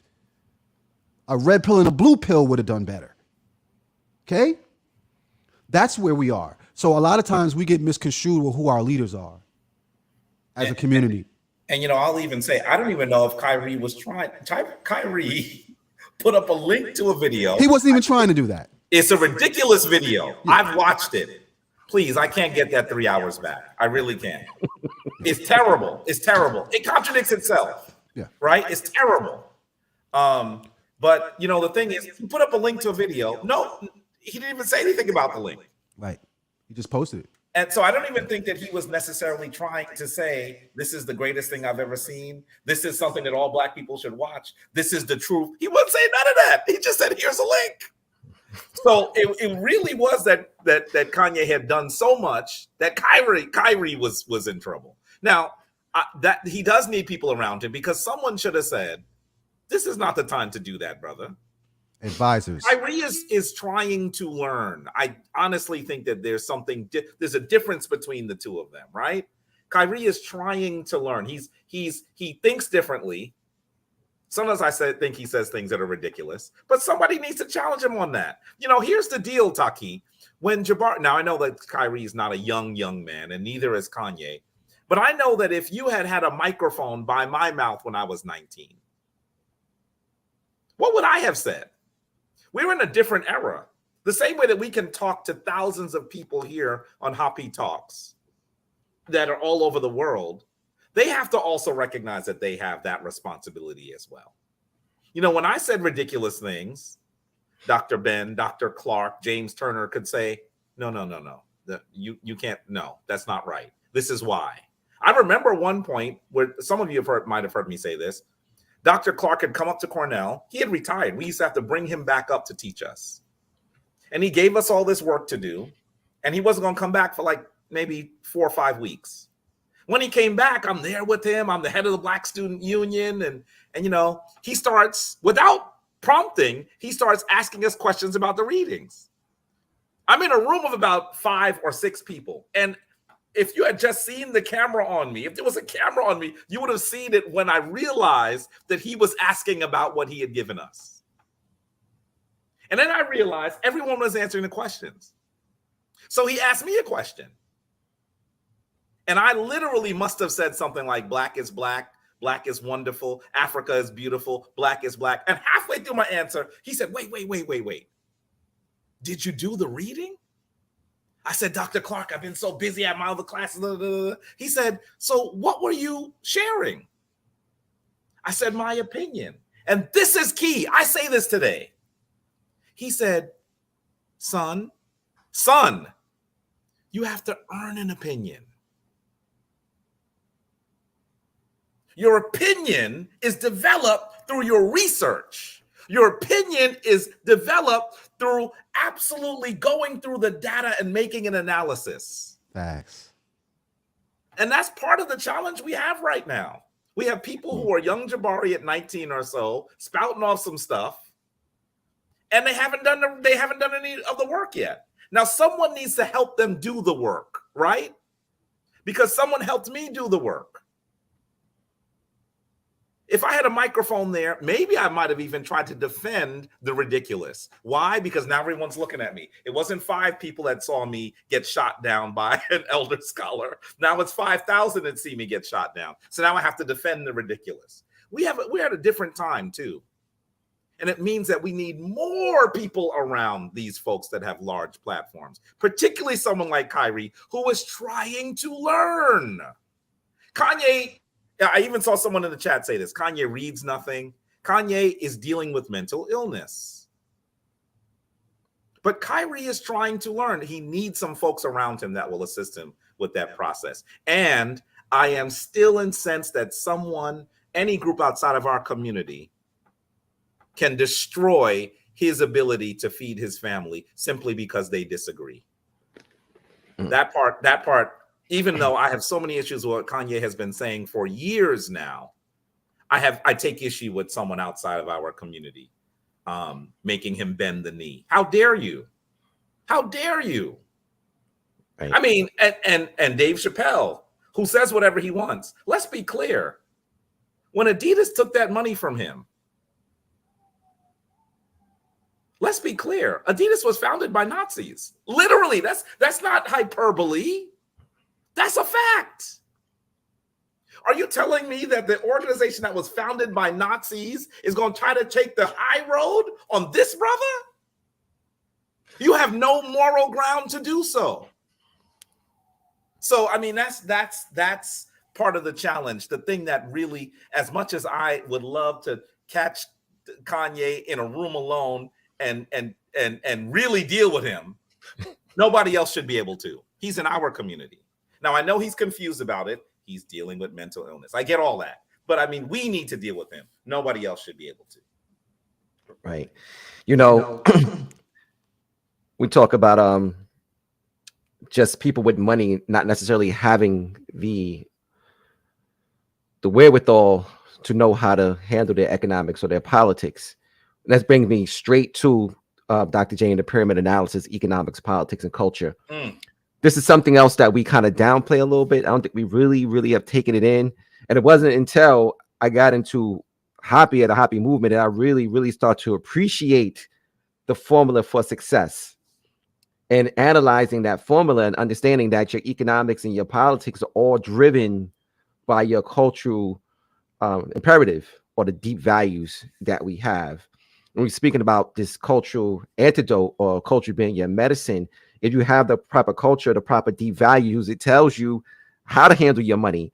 Like the brother Jamal was saying, it would tell you to say, hey, take some of this money you have and fund these Black organizations, do things creatively with that money. And the same thing with your politics, but it all goes back into the knowledge itself.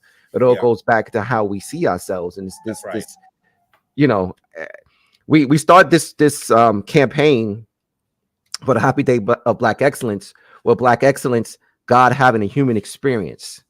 Then we went into Black Excellence, African wisdom personified.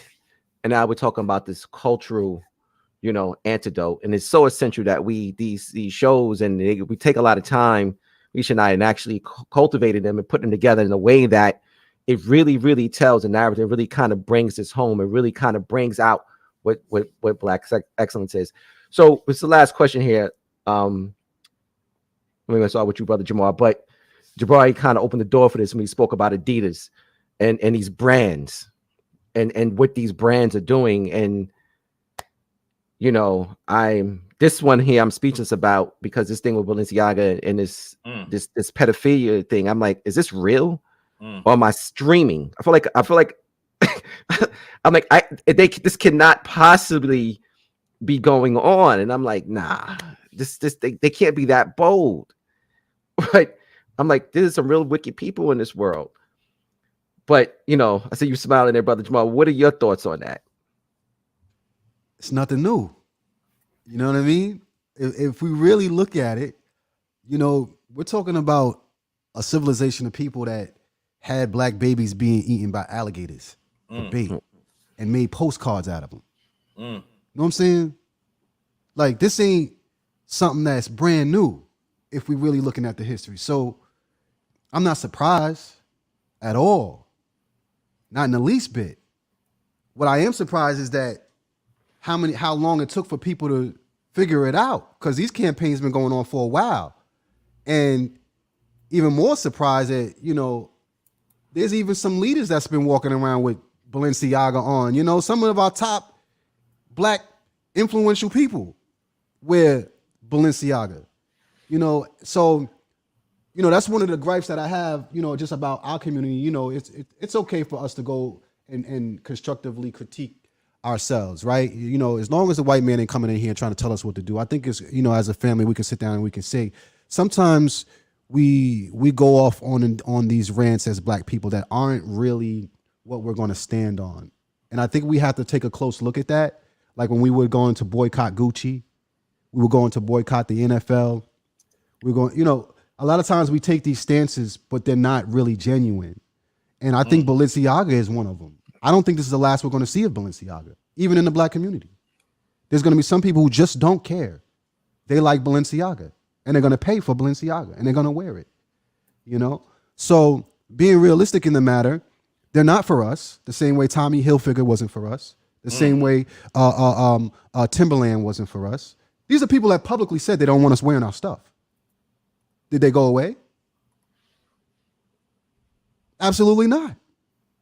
Right? So, you know, I look at the things that we can actually change, like when on ourselves, you know, I always supported black-owned brands. You know, it became a staple for the Lighthouse. We always try to give shine to, you know, black-owned brands, you know, on a grassroots level, starting out, you know. But realistically, when you're dealing with business, and even in terms of Nike and Adidas, I understand what they're doing in terms of business as a business owner. When you have to relinquish your endorser because of their stance, because of the relationships that you have. This is not just a black or white thing. I want to be clear about that, and people need to understand that when you're dealing with business. It's not just a black or white thing. All communities are involved in this. All communities. And even though those individuals were in charge of the branding, you know, part, the relationships that are established with these organizations, and also the NBA, the NFL, it's multicultural.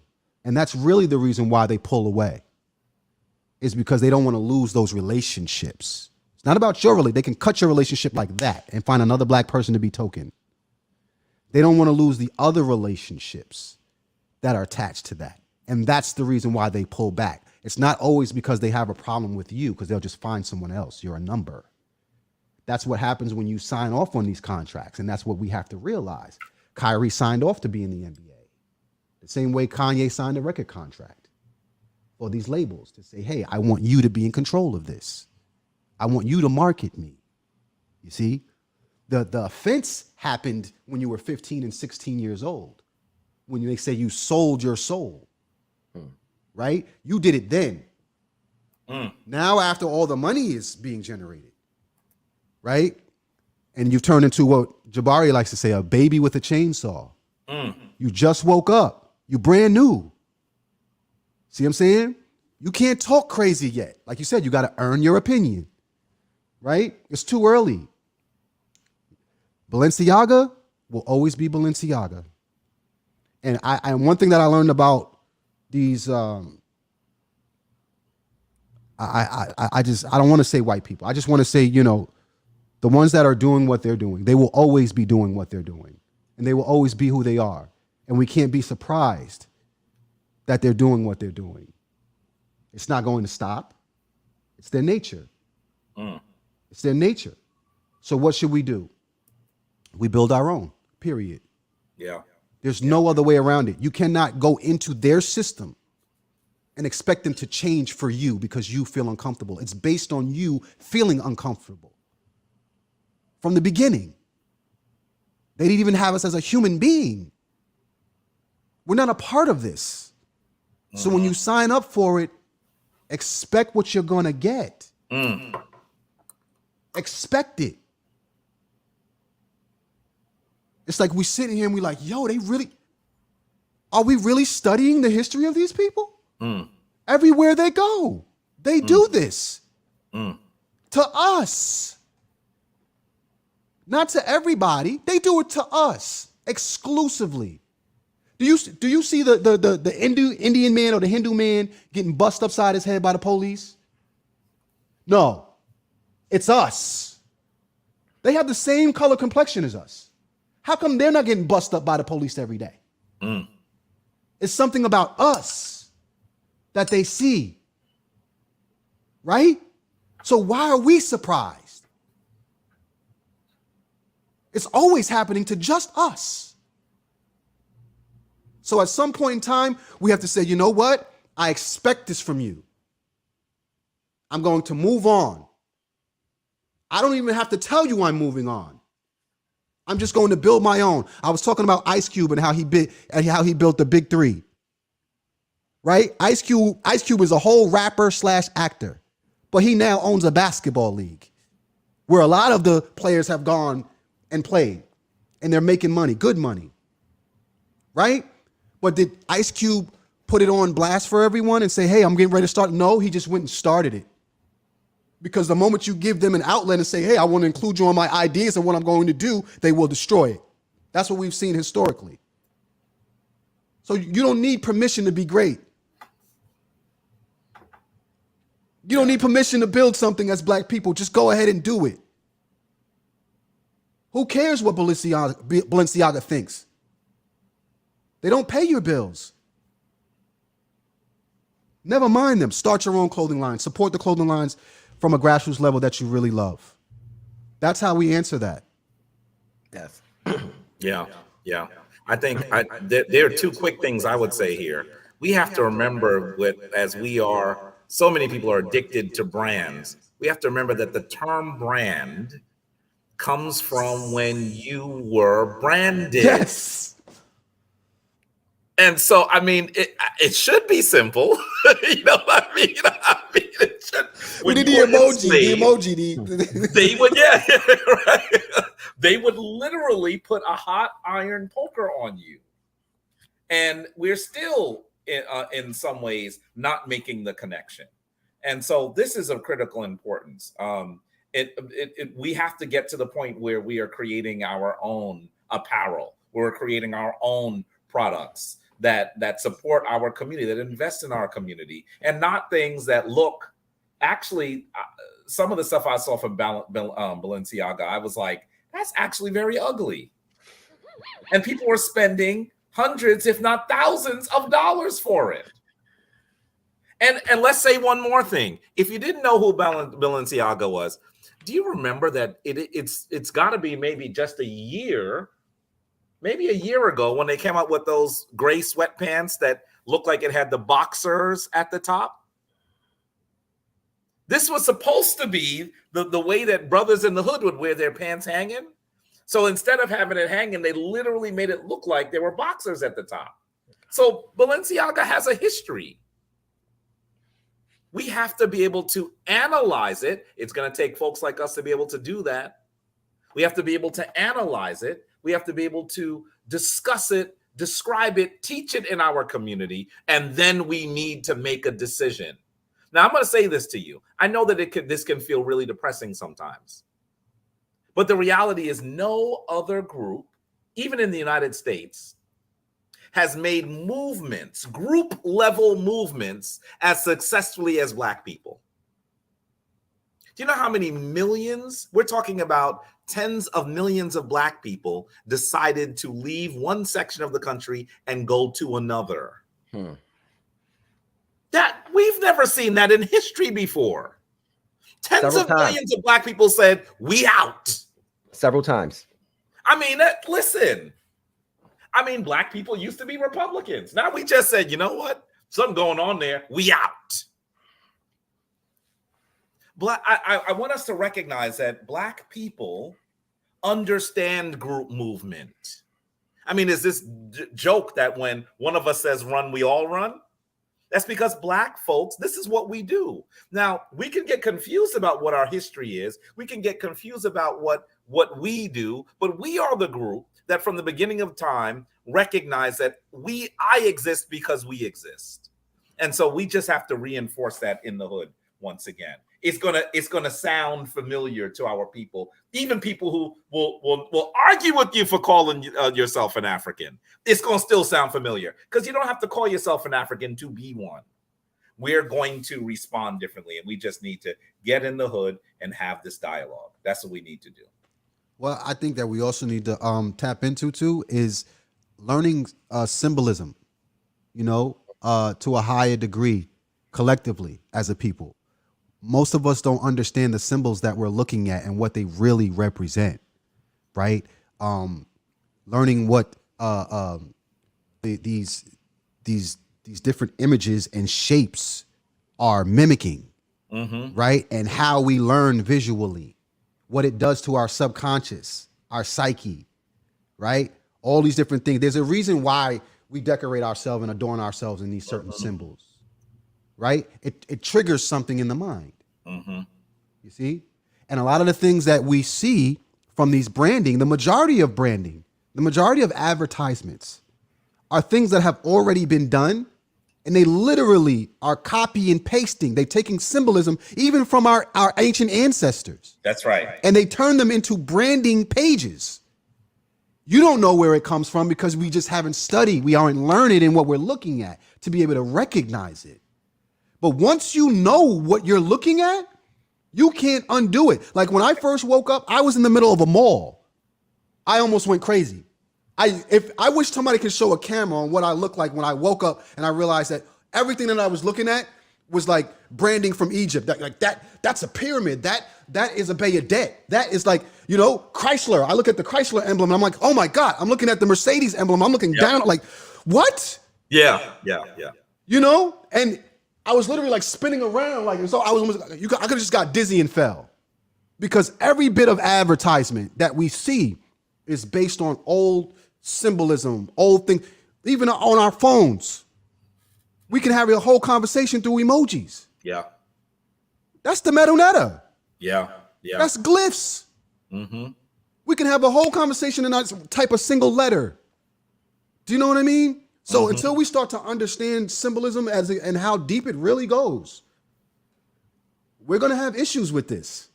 Because collectively, we're not all on the same page. We're speaking two different languages. Some people are speaking on what they see, right? Other people are dealing with, well, that looks really good. It's, you know, it's based off of emotion. Is, you know, they're not looking for what we're looking for. I can't enjoy a movie that much anymore, Taaqiy. Like I go to a movie and I'm looking for the hit, right? That's my queen should tell you. Like we ain't been in the movies in a while because I don't really enjoy it no more. I'm looking and see. I'm like, you know what? Somebody wrote that line. Somebody actually wrote that. That had an intent. What I just saw there, what they were doing, that wasn't coincidence. Like they set that up. This is a set. They said, no, that prop needs to be there. I know what that is though.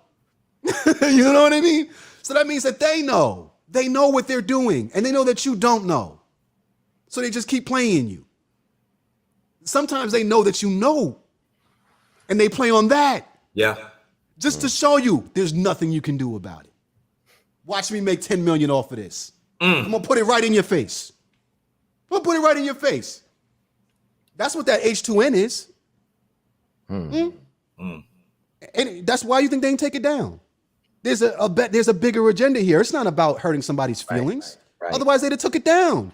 Right. I mean, look, the one of the wealthiest people in the world is benefiting from it. I have heard very little critique of him. You're not going to. I have heard very little critique of Jeff Bezos and that being on his platform. It's all a agenda. Even your reaction to it and what you're going to do. That's going to make all black people go and watch it because we know they thrive off of anger for the white community, how we feel off of that. We just came out of 2020. They know they're going to thrive off of that. That energy, we can flip that. Yeah, they'll be mad, but they're going to go watch the movie. That's right. I didn't watch it only because I already knew right. I said, I know what you're doing. I know exactly what you're doing because I saw the movies when they say, yeah, some of it was incorrect. I said, so why would I go and watch something that's incorrect? I said, I know what you're doing. You got it. I'm gonna let it play out. Let me just say, when I finally make my transition, one of y'all brothers might be in the room. I'm gonna say, I can't get that 3 hours back, and y'all can be like, I know exactly what he's talking about. Someone else can be like, Is he delirious? You're gonna know exactly what I was. You're gonna know exactly. It was one of the worst, the poorest use of my time. I was asked to look at it to analyze it, and I'm even having trouble analyzing it because it's so poorly done. So, you know, it's one of those things where we just have to recognize that we have to have a dialogue. We have to have a dialogue. I mean, Yeah, you know, the fix was in. yeah. I mean, and you know, the reality is the documentary was based on, I think, at least 2 volumes of a book that have been selling for a long time. And some of the folks in the documentary are people that we know. I got to know at least 3 or 4 people in the documentary. Anyway, just know that that's the reality. I've been tussling with them for a long time. Yeah, we know. Yeah, unfortunately, right? Unfortunately. And, you know, and I want to be clear. It's not that I have trouble with the entire Hebrew Israelite community. When I'm in Ghana, that's mostly who I'm hanging out with. And when I say I'm having so much problem with them in the States, they say, please don't mention us. Please don't mention us. We don't want to deal with them. Please don't. We're sorry that you're in that, but we can't get your back, bro. Just don't mention us. You know, so it is not everyone, but there are some folks that just, we have to have a better dialogue. We have to have a better dialogue. And the only way that's going to happen is in places like this. Yeah. Really. Yeah. You know, one of the things that is just amazing, we're going to close out with this, is just the level of wickedness that is being populated and being propagated these days. And there's a lot of evil. When you talk about preying on children, it's something very different, especially in the sexual manner. And we need to be more aware of our surroundings and more aware of our spiritual awakening, because at the forefront of all this, we are really in the spiritual war, and people need to arm themselves, you know, spiritually. And there's so much being coming at us, and, you know, definitely, you know, wearing things that connect us to our spiritual greatness is very important. Mm-hmm. Hey, Taaqiy, really quick, are you familiar with Steamboat Mickey? No. You should look into that. You need to see Mickey Mouse. Yes, I am. This is how long this has been going on. Preying on children? Yeah. Disney? What? Yeah. That's the OG. Yeah. With the making the holes and stuff. Yeah. With his phallus. Yeah. Yes. Yeah. On Swiss cheese. And then you fast forward, Lion King. Right? When the leaves go up and it spells sex. Yeah. Right? I remember as a kid when I found that out, popping it in the VCR just to see that part. They were already It's been digitally removed now, by the way. So I've heard. Yes, you know what I mean? That's right. So it's not like they don't know. It's not like, come on, they're playing with us. Yeah. You know what I mean? At this stage of the game, they're just playing with us.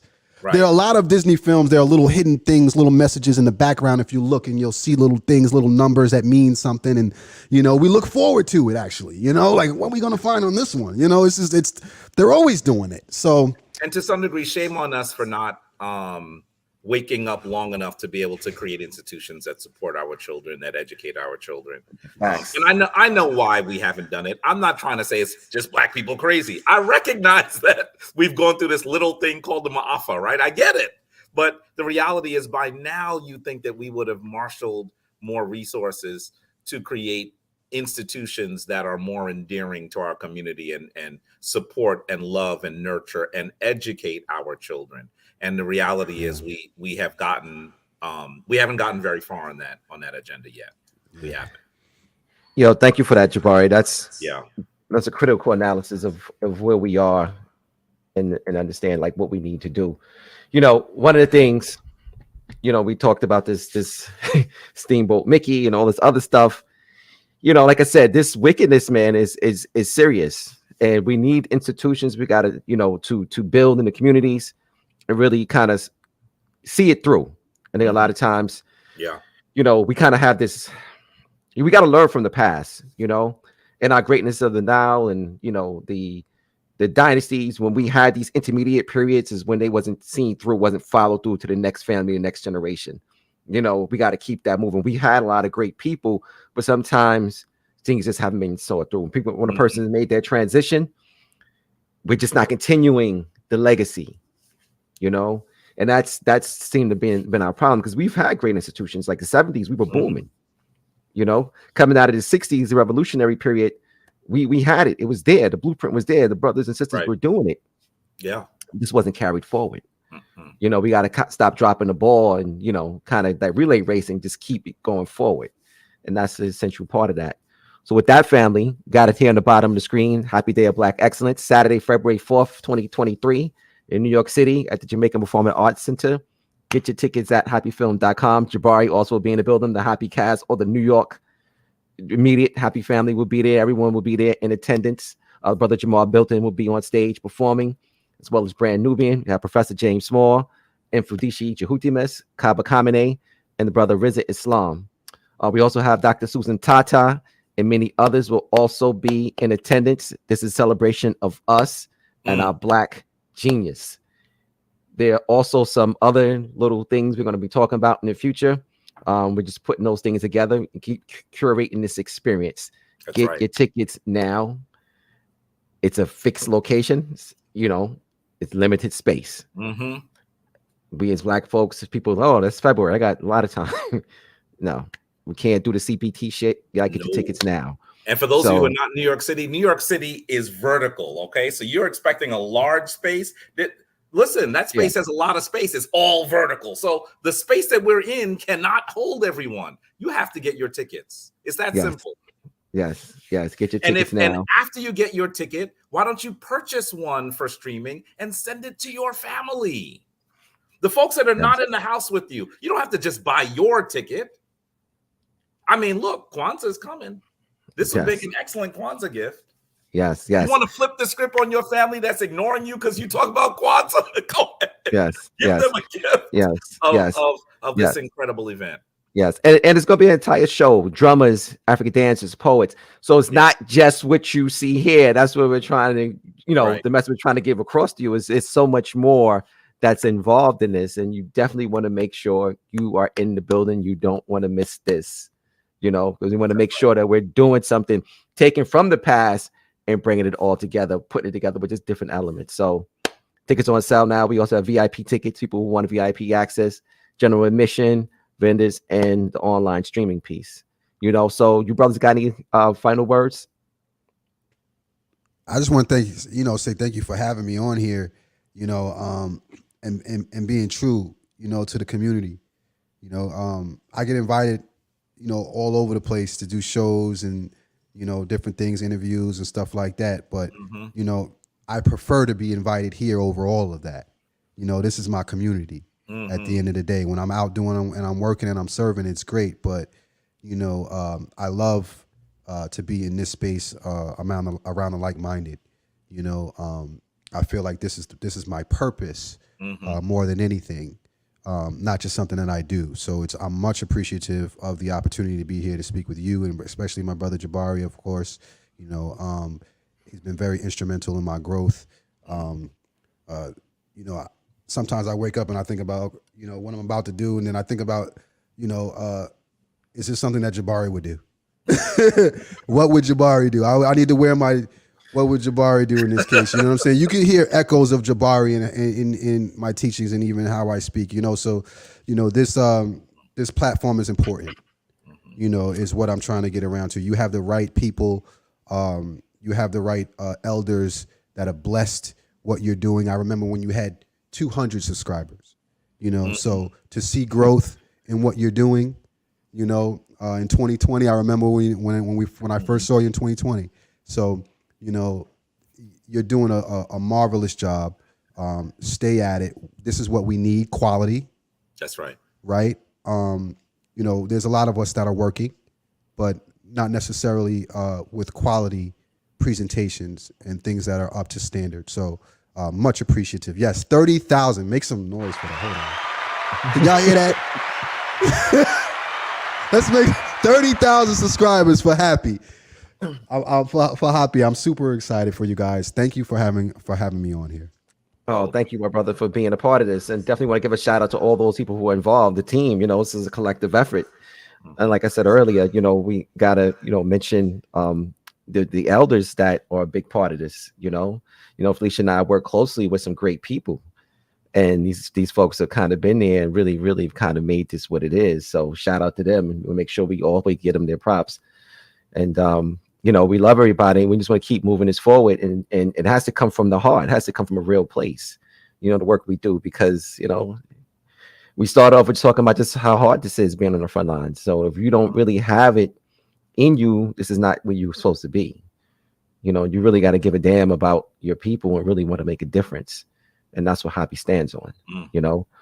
And we really looked at, you know, just going back to what happened in February, changing the name from Return to the Source to Power and Unity, when I realized there's real power in unity, you know, even looking at the Kemetic Nasut or the pharaohs of ancient Kemet, you know, you're looking at what they're seated on most 9 times out of 10, there's the statues are seated on the Samatawi or the HAPI, you know, tying the lotus and papyrus plant together, showing the unity of Upper and Lower Kemet. That's right. And without that unity, there is no Kemet. You know, without that unity, the king has nothing to sit upon. So he sits upon the power of unity. So we sit upon the power of unity, like we are power and unity. This is HAPI, and this is what HAPI symbolizes, unity. So I was like, well, damn, if HAPI symbolizes unity, it's easy for us to do this, you know, and working with other people and bridging gaps and you know, forging alliances and affiliations with other like-minded people. So this is the HAPI movement. You know what I'm saying? So Jabari, what about you? What are your thoughts, last words? I'm gonna just say it's powerful to be here with you. I know I speak on a few platforms, but this is the one I make time for because you know, it's just the level of the discourse is very high, and so I'm always honored to be here with you. Anything I can do to support HAPI Talks and my brother Taaqiy Grant, one of the most humble, hard-working Black men on the planet, who is really grounded in our people and our culture and his study. And still doing the work, right? It's not easy, still doing the work. You know, I'm here for it. So I want to say, just peace to you all, walk in divine balance. Before I leave, I also have to say, one of the people in the room, CSG Rush, I see also went to Cornell at a certain time. I don't know who you are. Please reach out to me and let me know who you are. Because I really look, there weren't too many Black people that went there, so we're a very small community, right? So I want to know who you are, and let me just say peace to all the members of the Shrine of Ma'at, all of the family, the conscious community family that is in here, and I hope to see you all in the house on February 4th. I'm looking forward to it. Yes, must be. So you two brothers can hang out backstage. Please don't leave. I'm gonna close out the show, and we'll come back there, and we're gonna chop up a little bit more. All right. All right. Peace. So family, first thing I want to do is give a special thank you, warm felt thank you for all people who've you know, supported, people who've shared, who liked, who've commented, and those who particularly who've made the financial sacrifices and donations. There's a lot of love came through tonight. Definitely want to say thank you for that. You know, Felicia and I thank you from the bottom of our hearts to help moving this forward. Definitely thank you. For those people who haven't seen the Power and Unity Conference, it's still available. You go to happyfilm.com, a merchandise store, along with all the other merchandise. Definitely make sure you get that. Watch the conference. You can own it. You can also rent it as well. The HAPI merchandise, the shirts and things. We have some new merchandise coming as well. Those people who have not seen the film, it's very important that you do so. Make sure you get your copy. And sign up for the newsletter while you're there. Be a part of the HAPI movement so you can stay in touch with everyone and everything that we're doing. Also, very important for those people who are newsletter subscribers, there's a special discount in it for you for the Happy Day of Black Excellence. Make sure you use the newsletter link to get your discount. People who are not signed up for the newsletter, I suggest that you do. But that special discount is for people inside the movement. They get a special 10% discount for the event in February the 4th. So make sure you sign up for the newsletter and stay connected.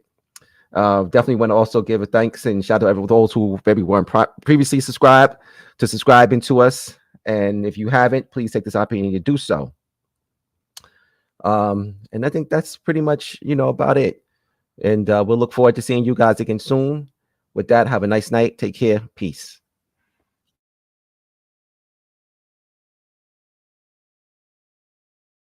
I don't know what we can talk about in this nation without talking about white superiority. Honestly, who defines the meaning of God also defines the relationship between economy and God. African Americans spent $1.3 trillion last year, making us the 16th wealthiest nation in the world. Why have we not turned those riches into wealth to develop our community?